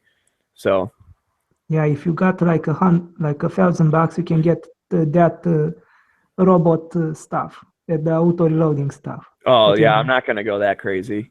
That's what because I've been thinking about it for a while now. So I'm still deciding if I want to get a turret press or a like progressive press.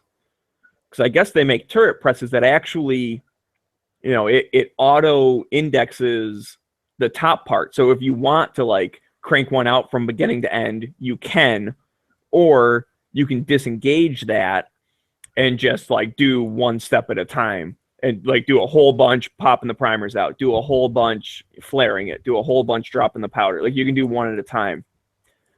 Or you can put a brass in, do all the steps and take a finished round off.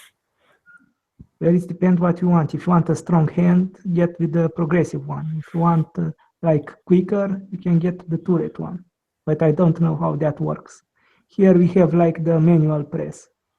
And you need to put like everything the single press. Like you have a lot of presses and you put like the bullet in each one. And then to the next press and then to the next press stuff.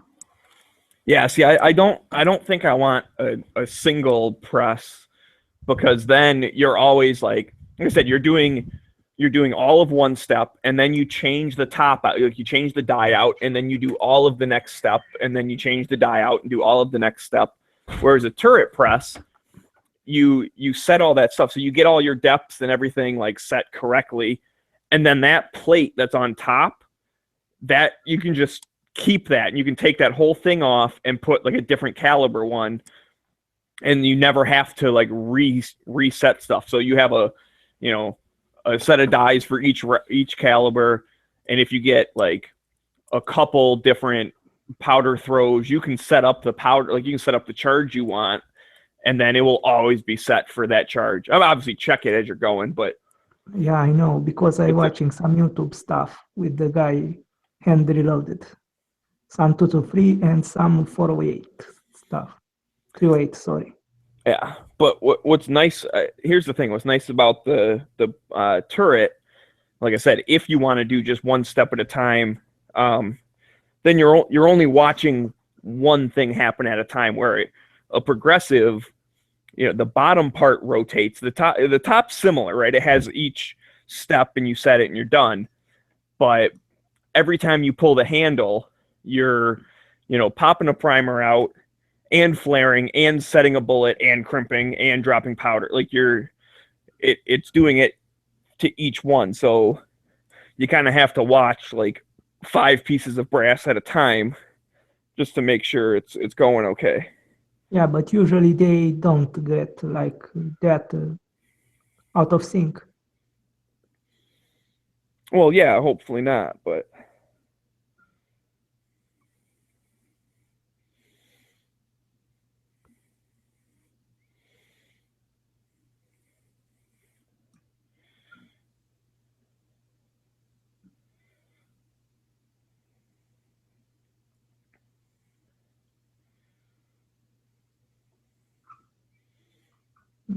Apparently you can buy Parabellum machine gun kits that was in resin cast for display purposes. Oh snap! Gun Channel's liked my photo. Maybe he'll repost it.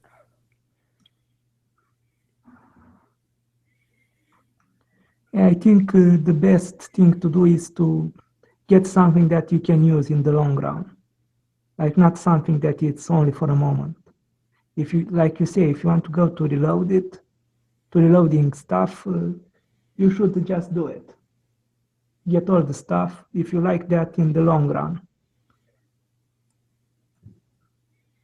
But if you like are a gun collector or someone who wants to buy the newest gun, you should use it to that purpose.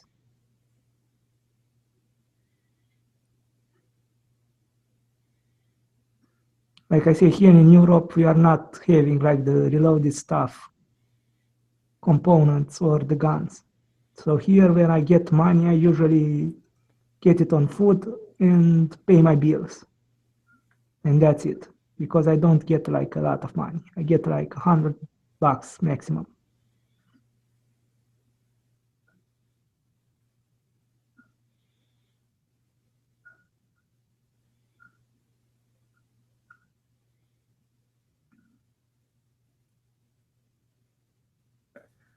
Victor Coin, come on.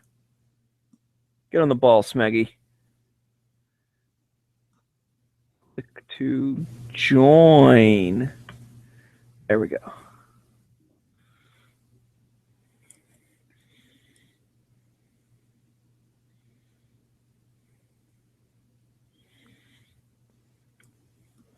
By the way, guys, the F2000 was freed. It was not destroyed. It will be sold in the police auction. Like some chats ago, I talking about free the F2000 that some police like confiscated from some criminals and they want to destroy all the guns. And apparently that was that we are going to do, but the law say that you need to sell all the confiscated guns, not to destroy it.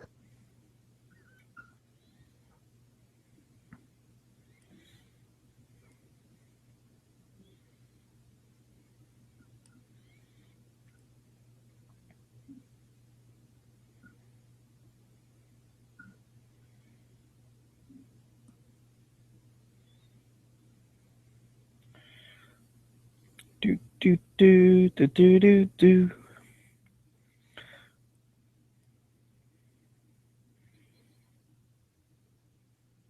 Oh snap!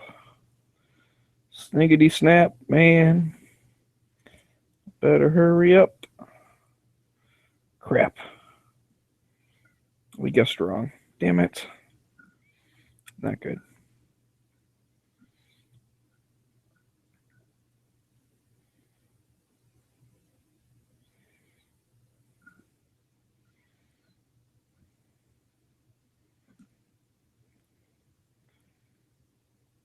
Damn it. Not good at all.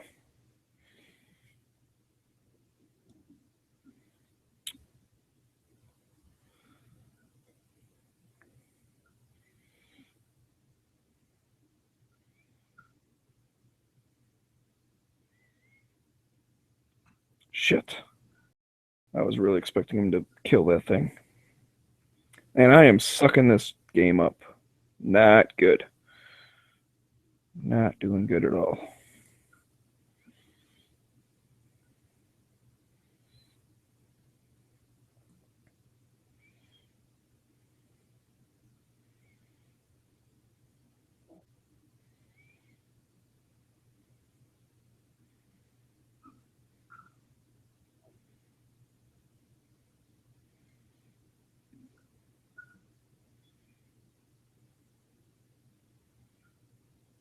Crap.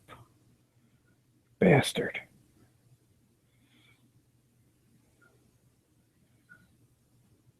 Alright, I'll just do that. Whatever. I don't care.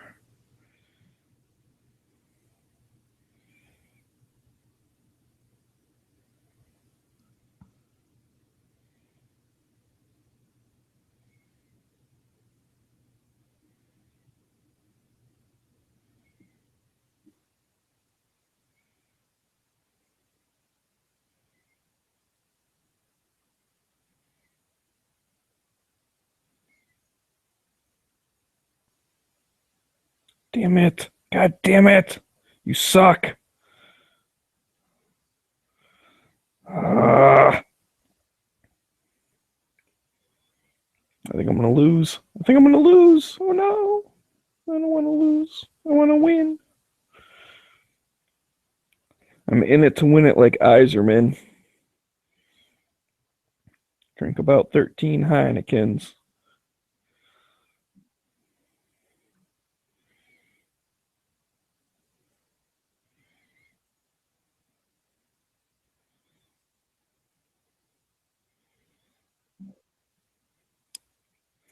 I might tie. I would live with a tie if I had to. Nope, I lose. Crap. Use the force. It's over. I already lost. Oh well.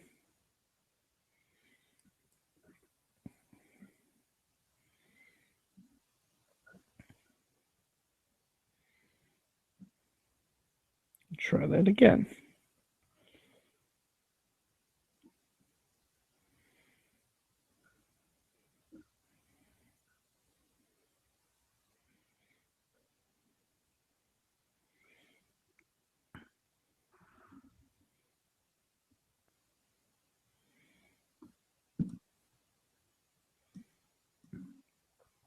Damn it. Not good. I don't know what it is, man. Recently, these guys, like, they keep getting, like, just the right thing, like, to beat me.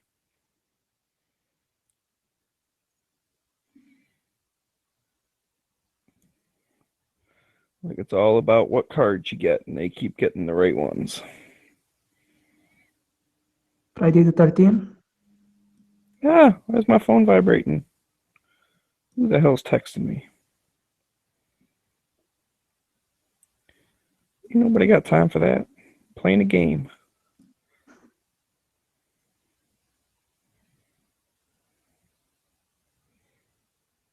Oh, you bitch. Stupid bitch.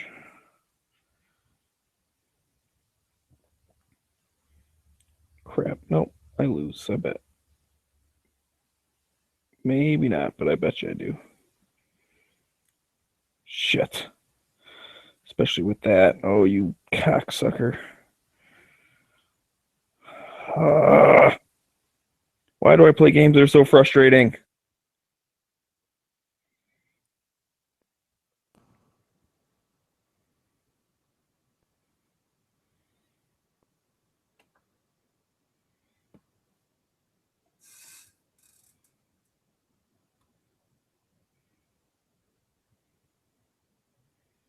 What'd I miss? Oh, not a whole lot. I just took my picture for Instagram and Yeah, I got a call from sister. Talked to her in a year. Been that long. oh, I might win. Just get one more hit on that bitch. Come on. You got one more. You can do it. What's going on? I'm playing this game. Like I always am. Yeah, I got him. Get him. Woohoo.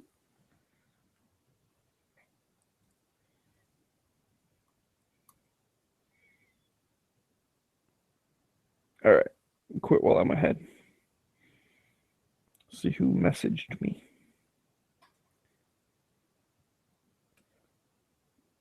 nationalparksdepot.us. Everstrike long-lasting match. Oh, this must be that thing. I betcha. This is from I got a text from my brother-in-law. He got the same tactical stocking as me. In black. There we go. Must have an emergency tool for every backpacker, camper, and survivalist. Always have a flame handy, blah, blah, blah. It contains a wick that requires lighter fluid. I figured that part out. One end of the metal rod has an easy burning wick on the end. which is scratched against the long flint rod on the side of the lighter to produce a flame. This easy burning match is a must-have component, blah, blah, blah. Okay, so I guess you do use that part that had the wick on it. There was a little metal piece in there. I thought it was just for stability, but I guess that's actually what you strike on the side. Dual purpose. Yeah. Yeah, easy burning wick on the end, which is scratched against the long flint rod on the side of the lighter to produce a flame. I wonder what DV got for Christmas.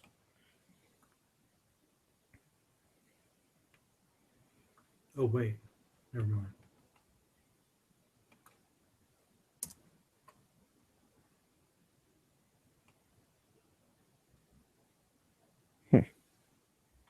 Cool. So you gonna try it out?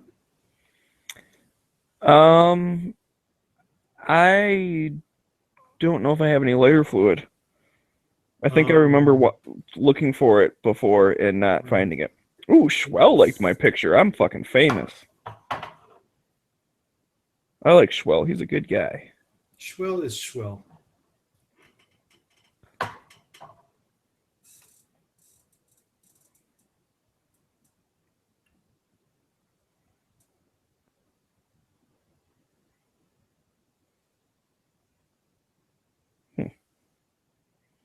Anyone heard from Dead Horse today?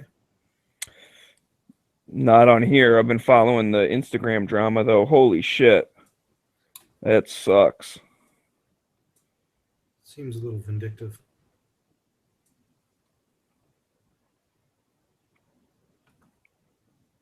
On whose part? Yeah, I don't know. Because, I mean, he reacted pretty poorly also. I don't know. I can't say that I wouldn't have, but he was being a little harsh on there, too. It was like, Jesus. Well, all that I saw was on his page, so I only see one side of the story. Right. Well, and that's the thing. So I clicked on to see her page, and I mean, she doesn't have anything on it or whatever, but he went back through all her old pictures and started posting comments like, you slut, you bitch, blah, blah, blah. I was like, oh, shit. Pretty rough. I don't know, man. That's a bummer. Whatever happened, that's a bummer. But I don't know. I hope he knows that he's got some friends on gun channels if he wants to just fucking vent and hang out, because I understand. So I messaged him in Instagram and told him to come over here and we'd open up a fair chat if he wanted.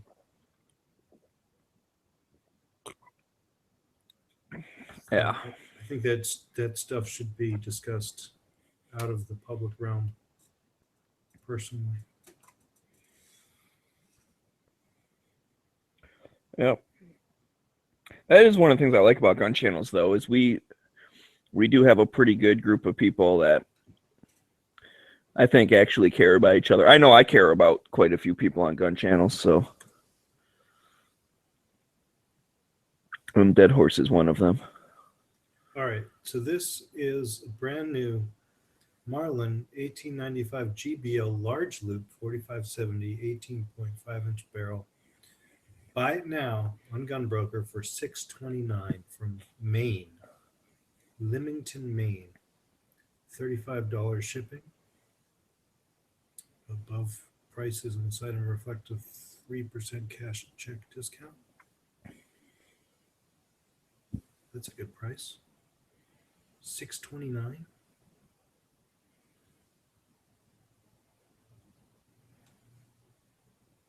And you know what? If that lever has got some sharp edges on it, just wear gloves. You don't even have to take those edges off. Or again, as I was saying before, like when you were in the middle of something, if you do got to take off some sharp edges on any of the exterior parts that will affect the blued finish, then you could just send it in for powder coating and get like a burnt bronze powder coat on that sucker. It would look beautiful. These laminated stock and forend. got a full magazine tube. I mean, imagine using 4570 for home defense. Yeah, that'd be a thing. Who needs a 30-round magazine when you can just stack them up like cordwood? 4570. Shoot them 4 deep. Damn.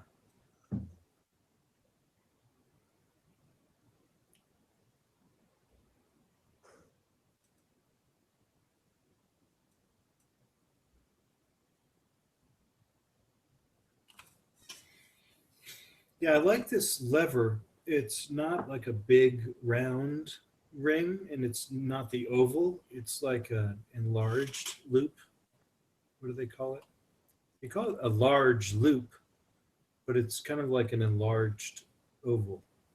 And so it looks comfortable enough that you can get your fingers in there easily where they're not like jammed up in the knuckles, but not so big that it sticks out and gets in the way of everything. And these stocks have a quote unquote pistol grip where it like bends down. You know, the wood isn't like a straight back profile, but it curves downward, and then the loop fits under there very snugly. It's a sharp looking gun. You got the Buckhorn rear sight, which I think can sight out to 1,000 yards. Correct me if I'm wrong.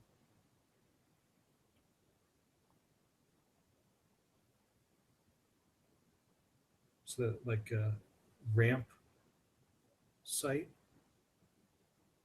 where you just pull it up and then slide the thing back into the next notch.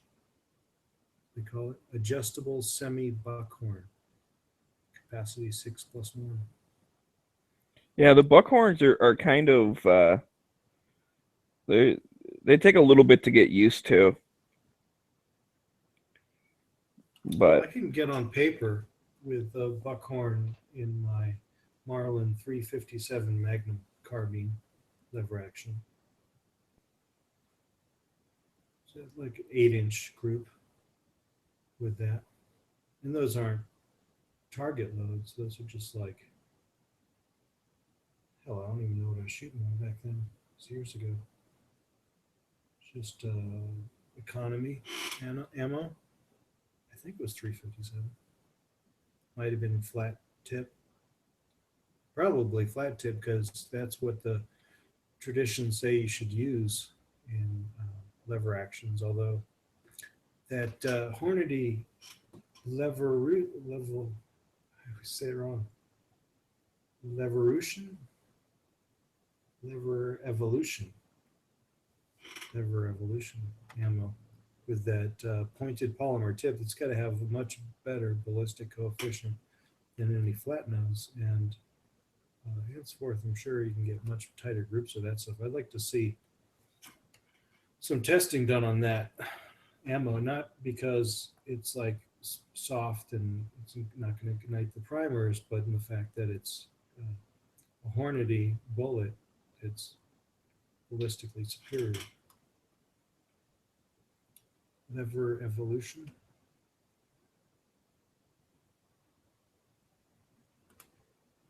Have you ever used any of that stuff? no, I have not. And I realized I just shook my head. Like I shook my head like no, and then I was like, oh, I probably need to verbalize.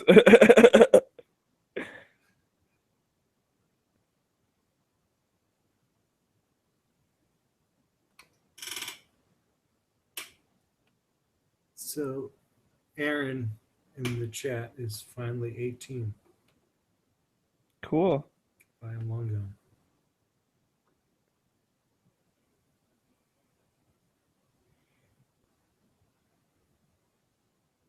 Looks like he's got some older rifles. Shotguns.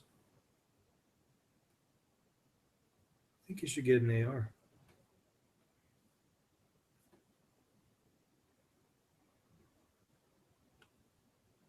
Yeah, that'd be cool.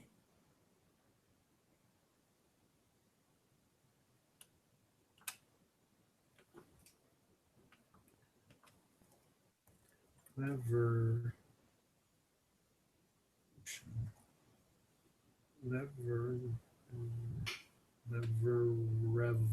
revolution. Lever evolution. Yeah, you don't pronounce the R twice. Lever evolution.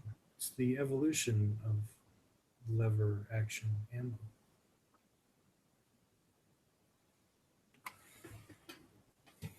Yeah, so I'm thinking of reloading the 4570 if I buy one, and it seems like it would be easier to reload 4570 than it would be 3030, what with the necked case and all.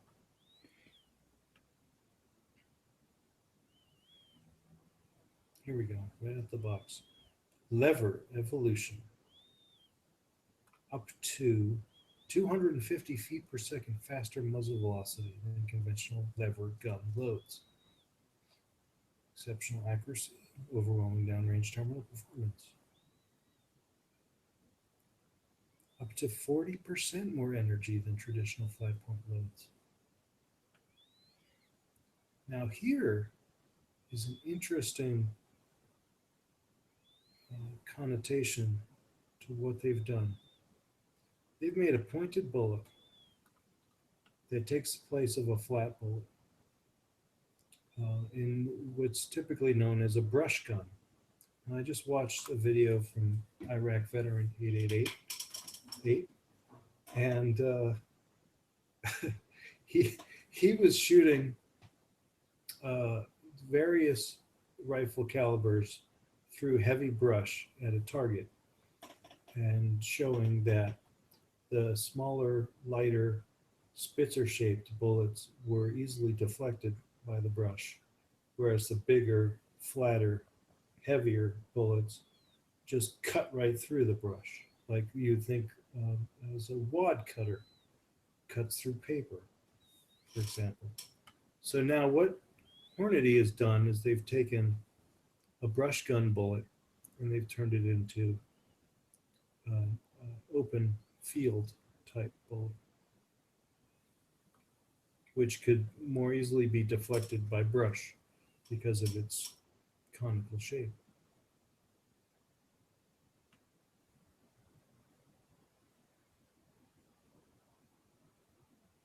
Which makes sense because if you're looking for better accuracy, that means you're shooting longer distances, which means you're out in the open.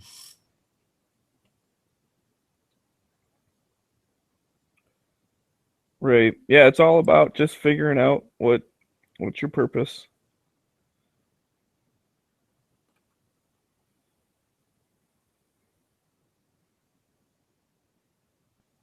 Some talk of 35 Remington as being a good deer cartridge. Not available in current chamberings.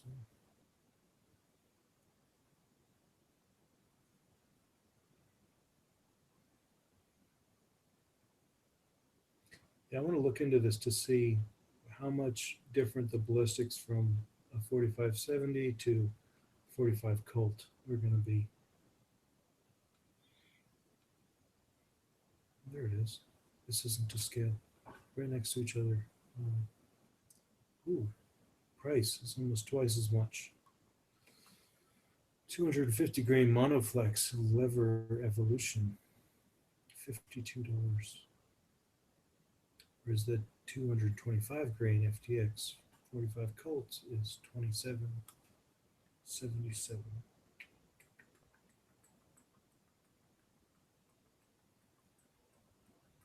I feel like 45 Colt is going to be fine out of a revolver, a single action revolver, but when you put it into a lever gun, you're going to get limited range out of this. I can't imagine this is a long range. I mean, are you going to try past 100 with a 45 Colt? I can't imagine. Got 841 feet per second at 100 yards.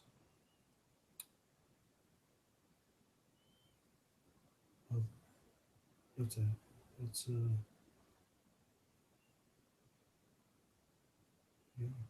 yeah, 83 out of a 20-inch barrel.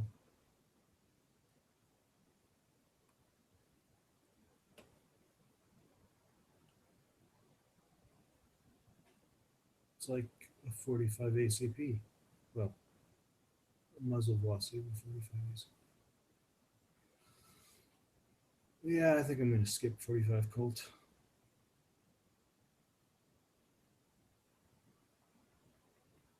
Skip that.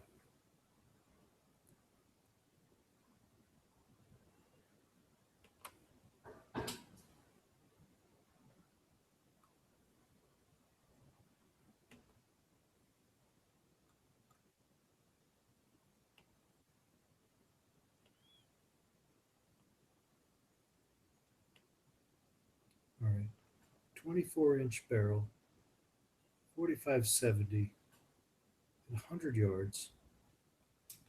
Got 1,450 foot-pounds of energy.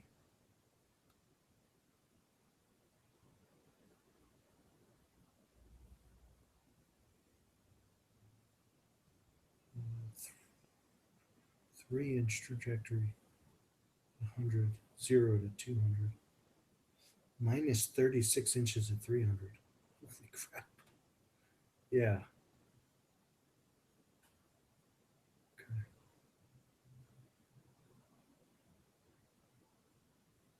It's not all that much energy. 1450. I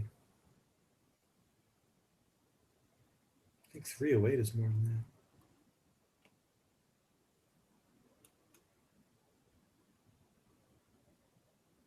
That's the next cartridge.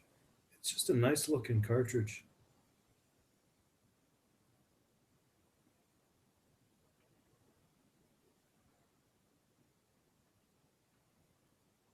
And plus, if you get a carbine, you're not shooting out past 100. I'm sorry.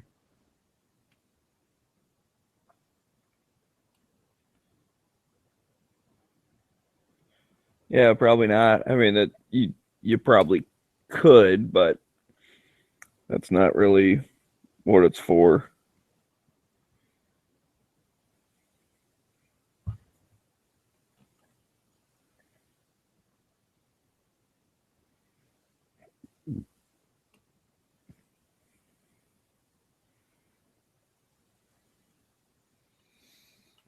Well, it's time to make America great again, folks. Reinvest in Marlin.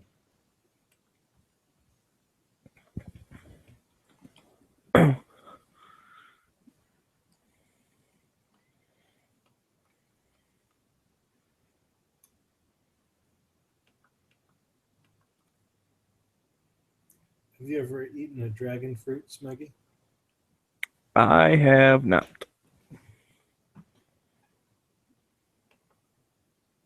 To be honest with you, I thought it was some kind of mythical fruit. I had never actually seen one before.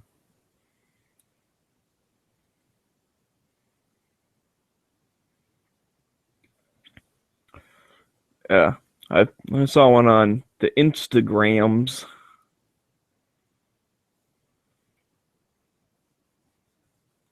Wonder if you could make a dragon fruit chutney. Have one of those.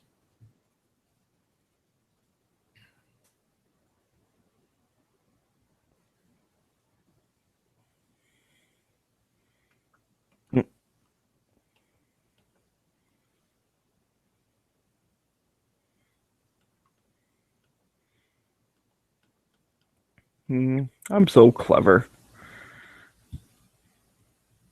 I don't know if it'll work, but we'll see. Trying to get some people to jump into the freaking chat, man. They're out there typing away like crazy. They could just as easily talk. Come on now. I wonder if Island isn't driving people around.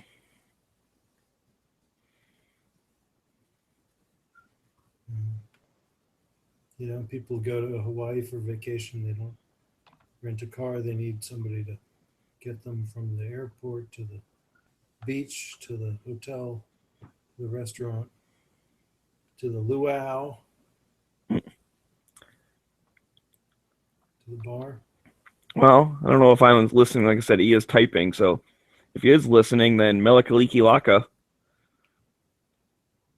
I guess that okay. Background noise. Bummer.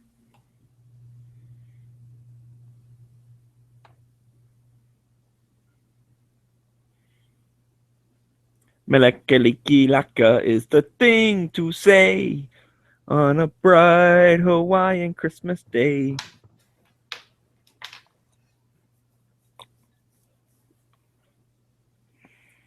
He is listening. Yes. Good. Oh, After he Yes, called me a fart smeller, then he's wishing me a Merry Christmas in Hawaiian. Oh shit, you're in Waterford? Damn.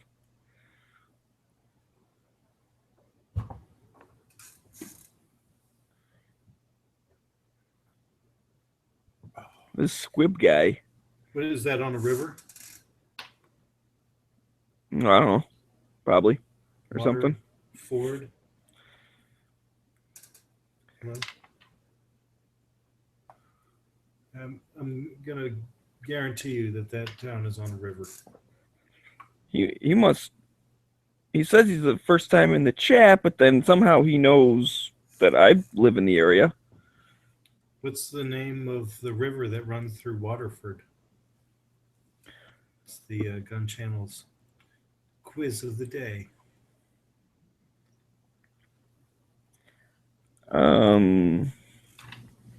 There's a bunch of lakes there. I don't really see a river though. Gun Channel's trivia. Brought to you by Smeggy. It says the Clinton River. Oh. There you go. Ew, Hillary Clinton. You should move.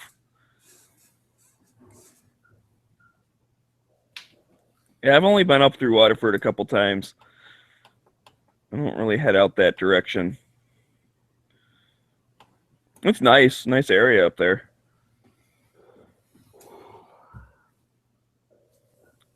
Next to the money.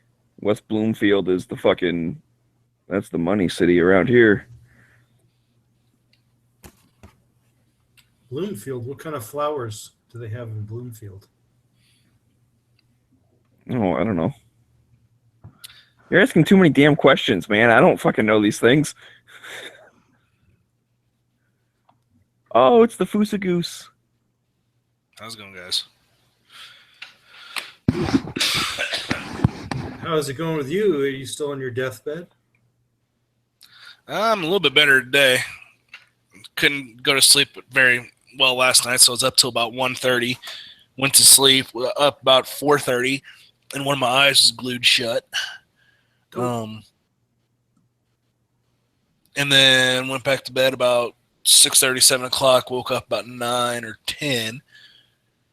I've been up for the rest of the day, and been hacking and crap like that. Just for the record here with Squibbalib here, if he is a stalker, in case he's like figured out where I am and stuff, and he's just like pretending to be far away, but he's actually like in my driveway. So I hope you're listening, dude. But I don't like uninvited guests. Wow. All right. So back to Fusa's maladies. I'm assuming you're taking some medication, either prescription or over the counter. Yeah, I've been taking some sinus medication all damn day. And I had a little bit of whiskey this morning, too. What about NyQuil? Don't have any. Oh. What about Robitussin? Any. You got Just any of rub that some purple dirt on drink? it. You'll be fine. Yeah, that's like, I did go out and get some sinus medicine yesterday. I think if you mix And yourself up some of that purple drink, you'll find you'll be getting better a lot faster. It's all about the coating. It's all right. It's all good. I'm feeling a hell of a lot better. I mean, I never got a fever or anything. It was just couldn't breathe. So, but I'm better now. I find that my life is better when I can breathe. I only went through about a third of a box of Kleenexes today instead of an entire box like I did yesterday. Oh, you know the way to go with that, man. Like especially if you're just in because you don't care, like if you look stupid. Yeah. You just rip a chunk off and like shove it up your nose like you have a bloody nose. And then it'll soak through eventually, then change it out. But like seriously, you save on Kleenex big time. And, it fucking hurts after a while. Like the outside part gets all raw. It does. It's way better. Just shove a cotton ball up there or something and change it out every once in a while. I'll have to do that next time. Or if my nose is running a little bit, but most of it's going down the back of my throat. Yeah, that's the worst. Lovely. And yeah, I'm every now and again I'll cough and I'll like hunk a big old loogie and crap. And yeah, it's all kinds of fun. Collect all that and dry it out. You can use it as a fire starter. Yeah, I'm not going to do that. Are you serious? I mean, that's disgusting. Are you serious? We were talking about lever actions because I'm enthralled by this 4570. And I was wondering, do you have any 4570s, or have you ever shot a 4570? I have not. But if I did, I'd cast for that son of a bitch because projectiles are too freaking expensive. Well, can't you just use 230 grain bullets? Like I thought 4570 was actually bigger. Oh. So it's called 4570, but the diameter is actually like a little bit bigger than a regular 45. I don't know. I thought it was, but that just because I think does not mean jack shit. I mean, just because you think does not mean that I am. Right. And but both of you have hopefully computers right in front of your faces. So I'm looking it up. I appreciate so what's diameter? I'm on Hornady's website right now. They don't give that. Wiki that. Well, okay. Here we go. Man, you're demanding when you're sick, dude. Right. Just wiki it, goddammit. No, it's hurry up. I haven't talked to anyone all freaking day. Nominal diameter of bullet measured in decimal inches, 0.458. So it is larger than 45, which is 451. Okay. It's only 0.7. That's close enough. Or 0.007. That's close enough.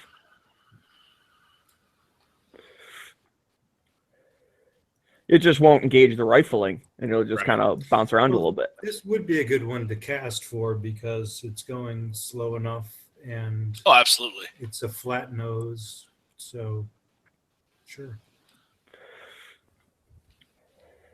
So Foosh, you missed it earlier. I don't know if you were listening earlier, but basically, my mom just gave me money for Christmas. Yeah. And actually, she did kind of cool. She did a little scavenger hunt. So I had to like find the clues, and then I found like a check. But anyways, I think I might use that money towards a reloading thing. Because remember, I was talking about like I wanted to get a press and then ask her for like a tumbler and this, that, and the other. And I never got off my ass and like sent her links. So she's like, you didn't tell me anything, so fuck it, I didn't buy anything. I was like, wow, you're a little cranky. But anyways, so I think I might just use that money towards getting a decent setup. And I'm back at Hammond and Han between progressive or turret. I don't want a single because I don't like the idea of having to set the dies up every single time. Like, that's annoying. Well, hold on. You can get the quick change dies that you don't have to set them up every time. You just pop them in, pop them out. All right, but I still like the idea, like the option of being able to, no, especially if I get a turret with the auto index, because then it's like you put the brass on and you just crank it through and then it's done. Everybody here is going to tell you to get a turret, including me. Just saying. Yeah, same here. That's what I started on. Get a turret, okay. What brand turret? I would get a Lee. A Lee turret. Does that have the auto indexing top part? So I'm good to go. But like an RCBS is manual indexing, so I don't think you want to mess around with that shit. I got suggestions for a lineman. What do you think of that? It's more expensive. Was it nicer? I don't know. Because I've never had I'm one of those people. I don't mind spending a little bit more for better quality. But if it's more just because it is, then I'll get the cheaper one. But I don't need to get like bottom of the barrel, like cheapest thing ever. I don't mind spending a little bit. Well, Lee is manufactured in Wisconsin, if I'm not mistaken. So that's almost local to you.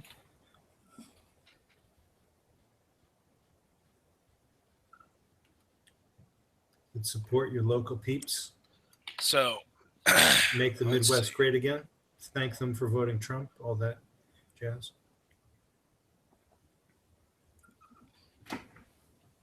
So I've never even seen a lineman progress turret press. Yeah, I see a preloaded Lee Precision Classic turret press for around $100 plus free shipping. Yeah, that's what I started on. Lee has got great prices, by the way. Yeah, and one thing I liked about that is you can start off single stage, and then once you get going, I mean, I was able to pump out about 150, 200 9mm an hour on it. So. What the fuck, man? They have It's like a not big the most windstorm or durable something? Equipment, but like if you drop the powder measure on the floor, you're going to break it. So be advised that with the Lee equipment, it has limitations and it's not the best quality, but it does work if you're gentle with it. And Lee has some plastic pieces in it. Like for the auto index, there is a plastic piece, but as long as you don't, start wrenching on it, you'll be fine. And those plastic, that one plastic piece in that is next to nothing. How many? Buy all replacement parts right from their website. Yeah. No problem. I went through two in like 2 years, 2.5 years. How many spots do I need on the top? Because I want to get an auto powder thing, so that'll be at least one spot. Reloading? Probably rifle and pistol. Rifle, you may need more than 4. No, because you do your case prep separate. Well, if you want to do it all on the press, I've found that I need 2 4-hole turrets to do a tapered case. And I'm only using 3 of the holes for the prep. But yeah, if you want to do your case prep in a different fashion, then you'll need 1 4-hole turret to load. I would agree with that. I used 4-hole turret, and I had a separate turret for my a couple of my sizing dies for my neck cartridges. I just had one turret, and it was like it had 223, 308, and 7.62 54R all on the one turret, and that's all I used it for. That one turret head was the sizing.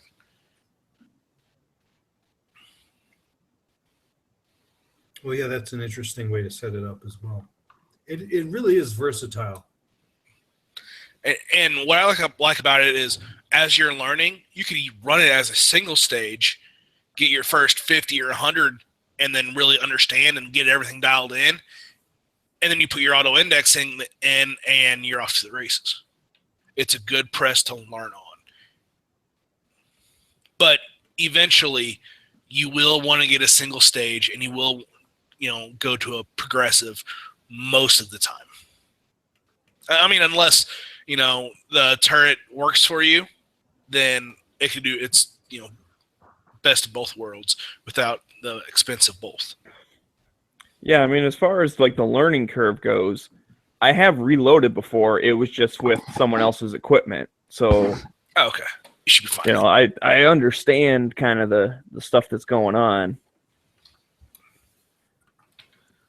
Well, for 255, you can get the Precision 230 Remington reloading rifle kit from Lee. And I think that will get you like all the stuff you need. I posted the link in the chat.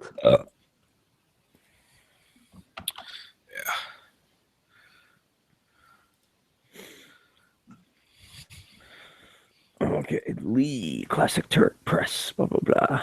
I'm looking at your first one first. Temporarily out of stock, you jerk. Everyone wants the cheapest stuff. It was in stock when I posted. Yeah, oh, really? That was something. Well, it says temporarily. Maybe I'll check back in a few days or something. They'll get another shipment.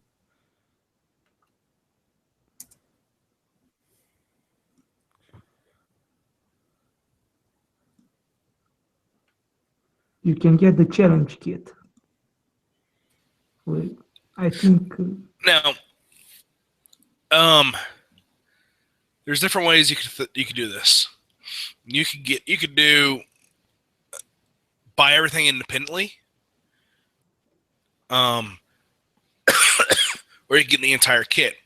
I would not. There's a lot of stuff that I wouldn't use on the kit, but it's a good start.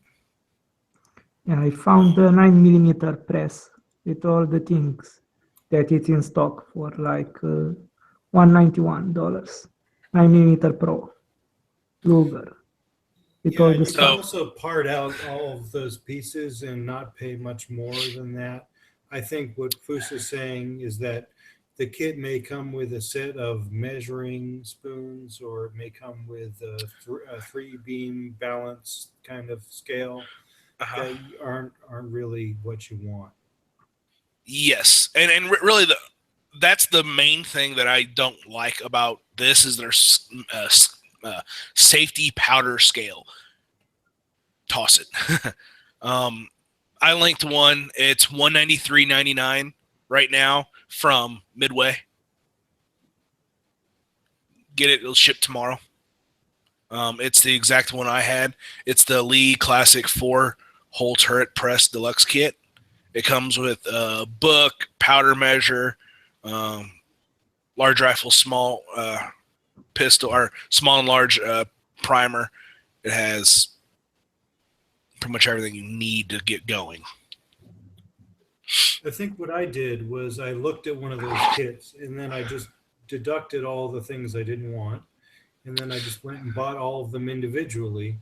And then I ended up placing another order and then another order. And I just continually built upon my system with what I needed and what I discovered I needed after I got into it.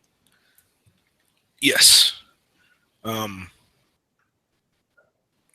the only thing I did not use was the powder scale. I used pretty much everything else. I still use that book. Okay, and that doesn't come with a set of dies though, too, right? So I'd have to get a set of dies separate. No, you want to buy your dies individually as a set for a specific caliber. Yep.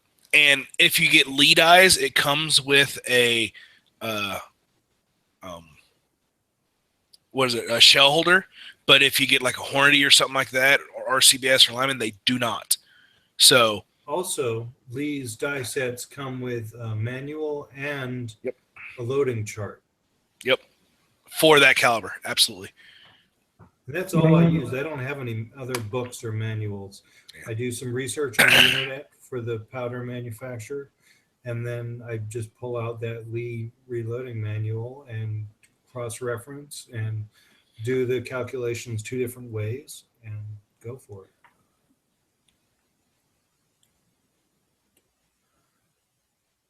I think the Lee has like the cheaper dials, like $40 for a set. Oh, they're cheaper than that. They're like mid-20s to 30, I think. Depending on the caliber you wanted. Yeah.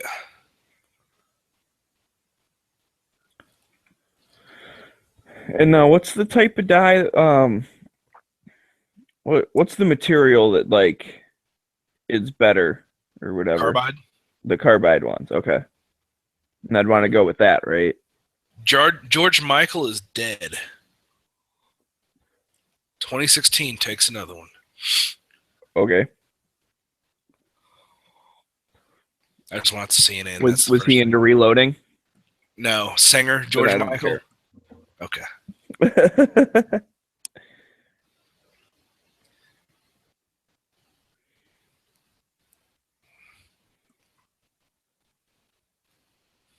Hell yeah, man. A bunch of people are liking my picture on Instagram. I'm blowing up the grams, people. I'm blowing up the grams.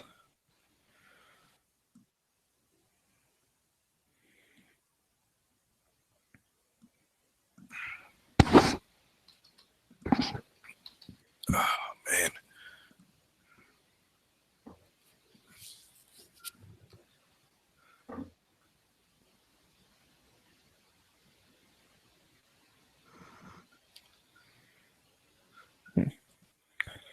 All right. Well, I'm not going to buy anything right this second, so I'll try and corner you some other day, and I'll make sure I'm doing the right thing before I click the button. All right. But you got me sold, Turret. I think I was leaning that way anyways. I like the idea of Progressive for kicking more out, but I feel like for how much I'm really going to be doing, a Turret should be good enough. If you say you can, especially if you say you can kick out a couple hundred or whatever, like that'd be fine. Yeah. Absolutely. I would probably do like, I don't know, a few hundred at a time or something. I have a short attention span, so I can't just sit there and crank out like thousands of rounds in like a whole day. Mm-hmm. Yeah, I mean, what got me to get away from a turret press is whenever I was like, all right, I want to build up more 223. So I did 1,000 223 in a one sitting. And I was like, wait a second, I just pulled this handle 4,000 times. What the fuck? You know? And that's whenever I was like, screw it, I'm going progressive.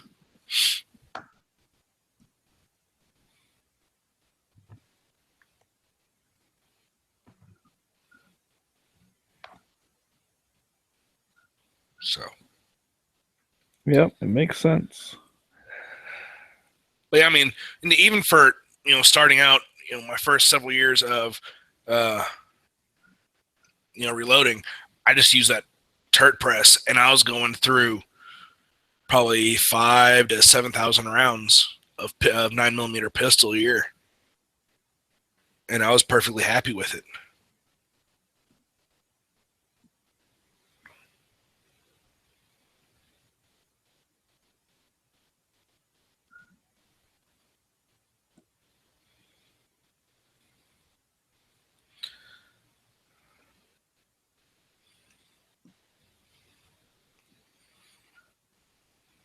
Or you can get a 3D printer and print stuff. Yeah. No, I'm not into the 3D printer. Y'all have fun with that. Believe me, if you got into the 3D printing, you cannot stop. That horse probably knows that. And the people who got 3D printers know that probably you'll get another 3D printer like in 6 months or something like that. They're really addicted. Then you can get nice things out of that. Like models, parts, anything you want. Almost anything you want.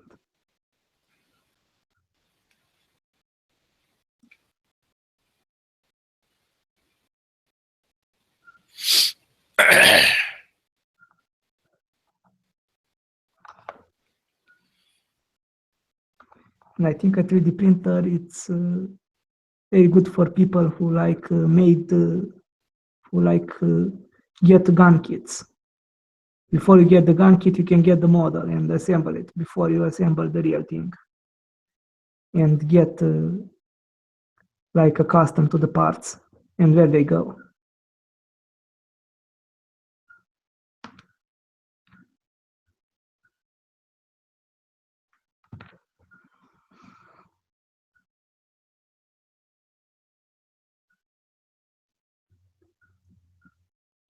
And for some gun kits, you cannot get the receivers or get like very expensive receivers, and you can 3D print a receiver for some guns, like the VZ63 and the Scorpion.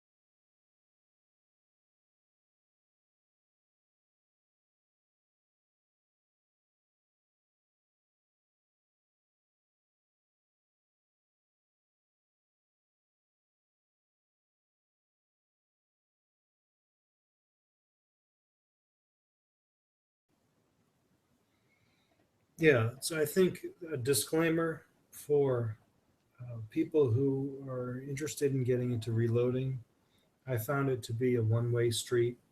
Once you commit to buying some equipment and spending some time,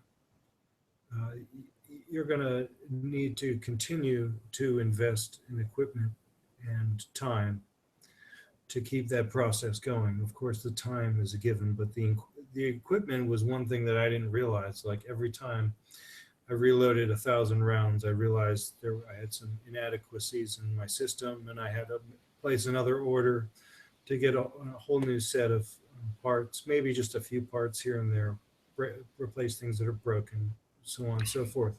And then, of course, the components need to be continually refreshed with the powder and the projectiles. At the very least, you can pick up brass off the range, but it's like a very energy intensive hobby that doesn't, it's not like a self-subsisting hobby. It needs input at every step of the process. Could not agree more.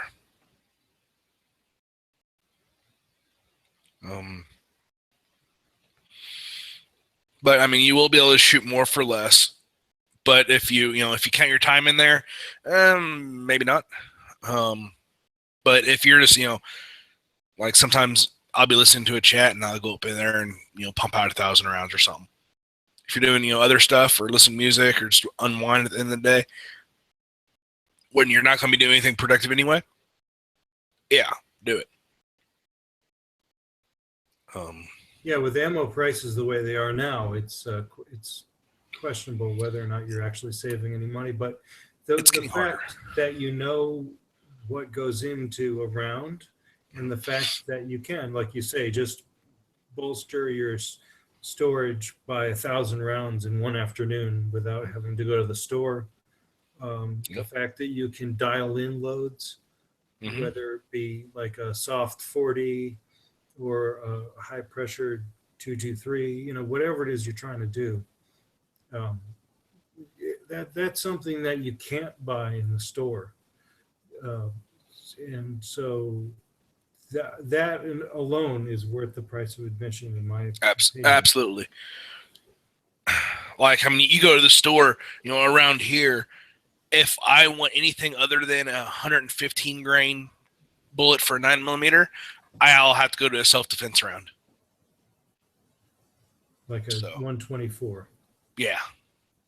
And the 124, I shoot and I reload 125s. So. Well, what I found interesting was I was looking for 223 hunting rounds that would produce 1,000 foot-pounds of energy at 100 yards. And there's, you can imagine there's dozens of 223 hunting rounds available with the expanding tips, but expanding bullets. But I only found one that advertised energy of over 1,000 foot-pounds at 100 yards. And a lot of those are out of your bolt action, so it'd probably have a 20-inch barrel to get that. So for the added velocity. Yeah, So there's a caveat. Some of those test barrels are 24 inches. Yeah. So if you want to load a 223 to be more in the realm of a 5.56, which they don't make hunting ammo in the caliber, then you can take a 5.56 case and find the right powder that allows you to get that density that'll push it over the velocity that you need to achieve.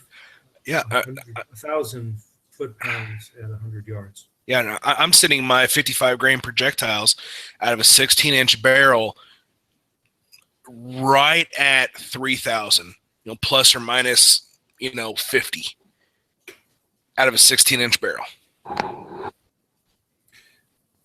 Right, and the one ammo I did find was Corbon? No, it was Power Lock or Power something or other, and it was getting just over 1,000 foot-pounds at 100 yards. And what was my point?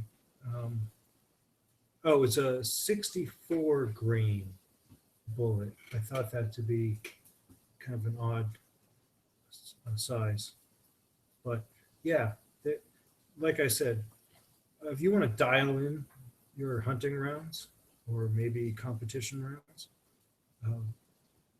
the only way to do that is by hand loading.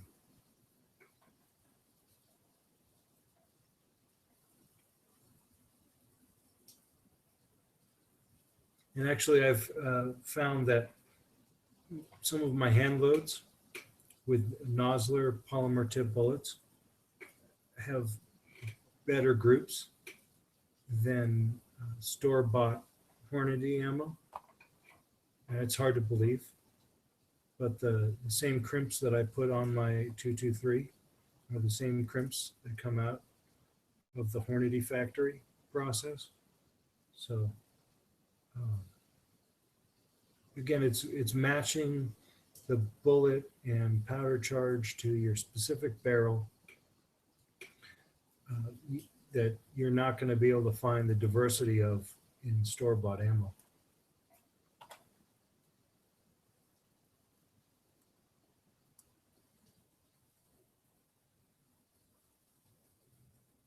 Yeah, I was going to say it's not hard to believe because you're actually taking the time to fine tune the powder charge and everything else.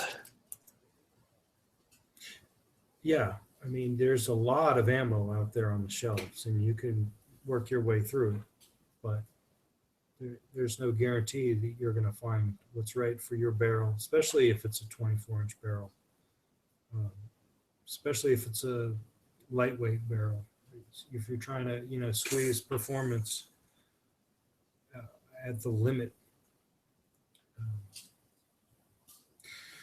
Yeah, and I've also found that loading with lighter charges, like 90% of max or 20% of max, I guess that's probably a little too low for semi-auto.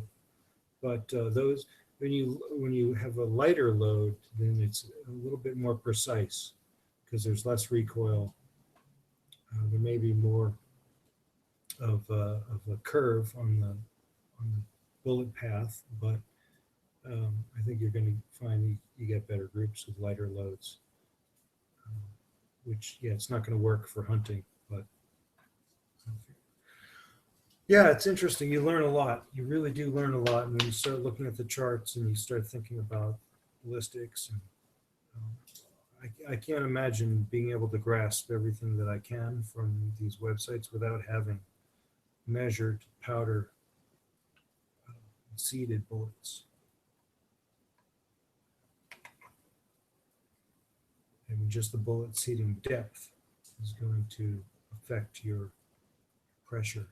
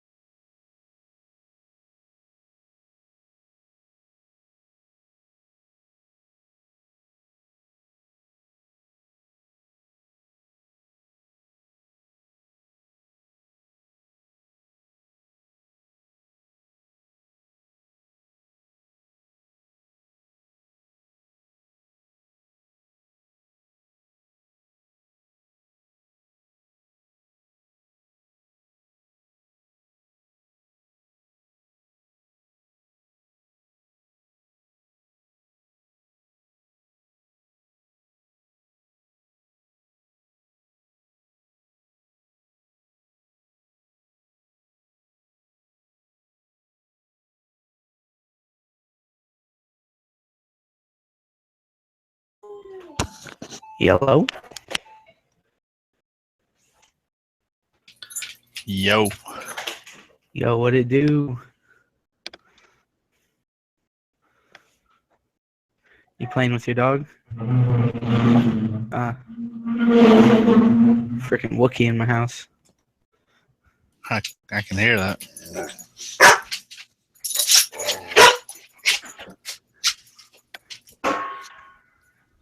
Did y'all have a Merry Christmas? Yeah, it was pretty good.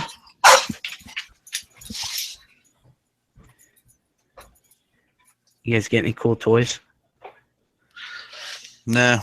Well, I got a knife. Hey, me too.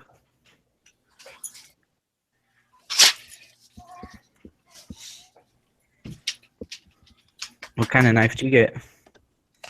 Well, shoot. I don't know if the camera will work on this. Let me go get it real quick. It's a samurai sword.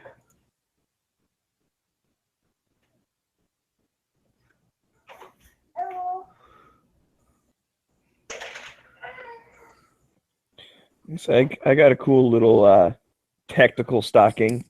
It had a bunch of little like survival stuff in it. A flashlight and a knife and one of those like credit card multi-tool things and Oh yeah. a whistle and a fire starter and emergency blanket, like all sorts of stuff. That's cool. Yeah, I got inside my stocking there's fire starting material, like a little bag of it. Or like easy fire start. I didn't look at it too long. Oh dang, what you got, Pink?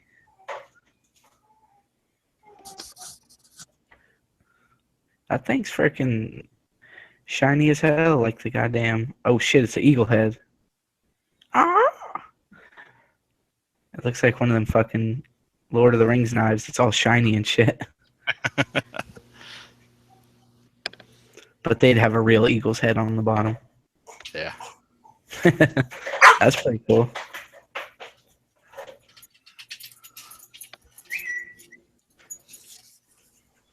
I got a USMC K bar from Marissa.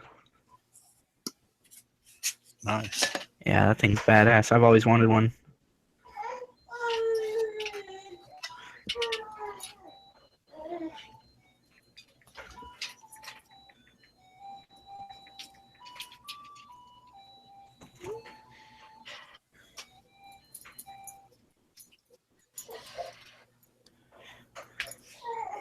Oh, I got some hollow points in my stocking too. That was funny.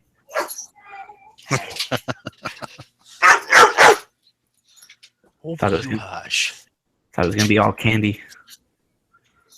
I was like, what's this heavy thing in here? Like I grabbed the box, I was like, I know what this is. I know this feeling.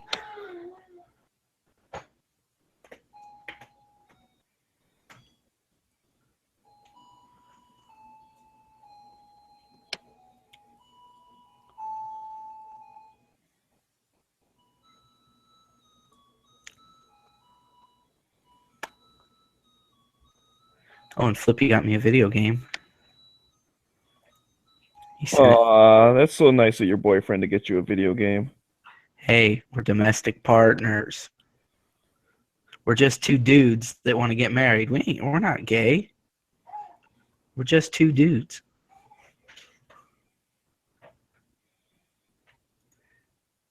I For gifted it. insurance reasons.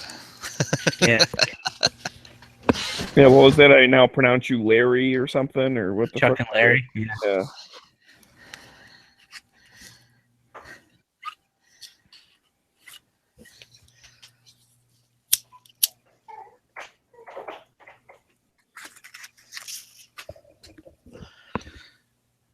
I get to go into work here in about an hour or two. Awesome. Oh, they're really open on Christmas night? Nope. Oh, what are you doing?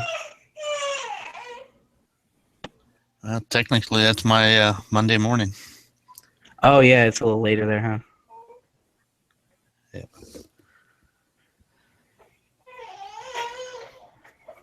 But still, that's pretty lame.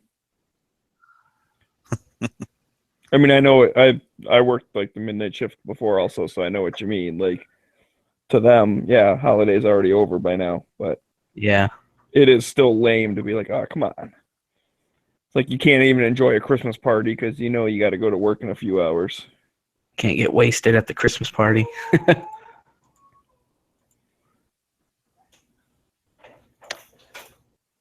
Oops, I did not mean to do that. Oh well.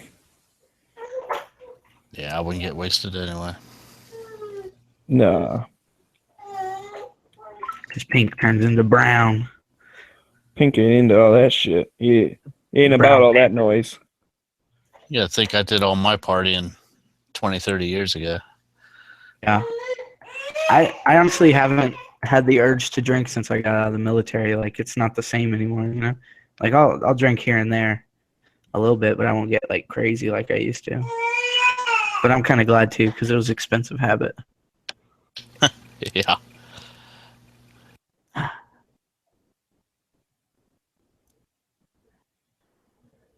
Can't be having freaking $800 weekends anymore. Nope, definitely not. Especially with that noise in the background. Yeah. She got hooked up on toys, man. My mom hooked her up. She got enough toys for everybody. And she'd probably rather play with the boxes. Exactly, yeah. She's like holding onto a bag. Or like we took the doll out of the box and she was like reaching for the box right away. I know, you missed the box.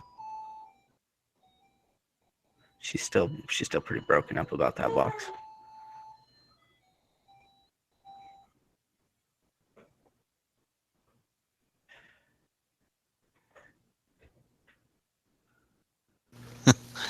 I know when my daughter was 2, that Christmas she ended up getting like RC race cars, and she got Nintendo system with Mortal Kombat and all kinds of stuff. Yeah, but the Mortal Kombat was for you, huh? But she always sat there and like, do more blood, do more blood. Oh Jesus, that's You got a death dealer. Yep. She's Dude, like, now it's squash the kitten's head. The ultimate finishes or whatever. Oh yeah, fatalities. fatalities. Yeah. Yeah.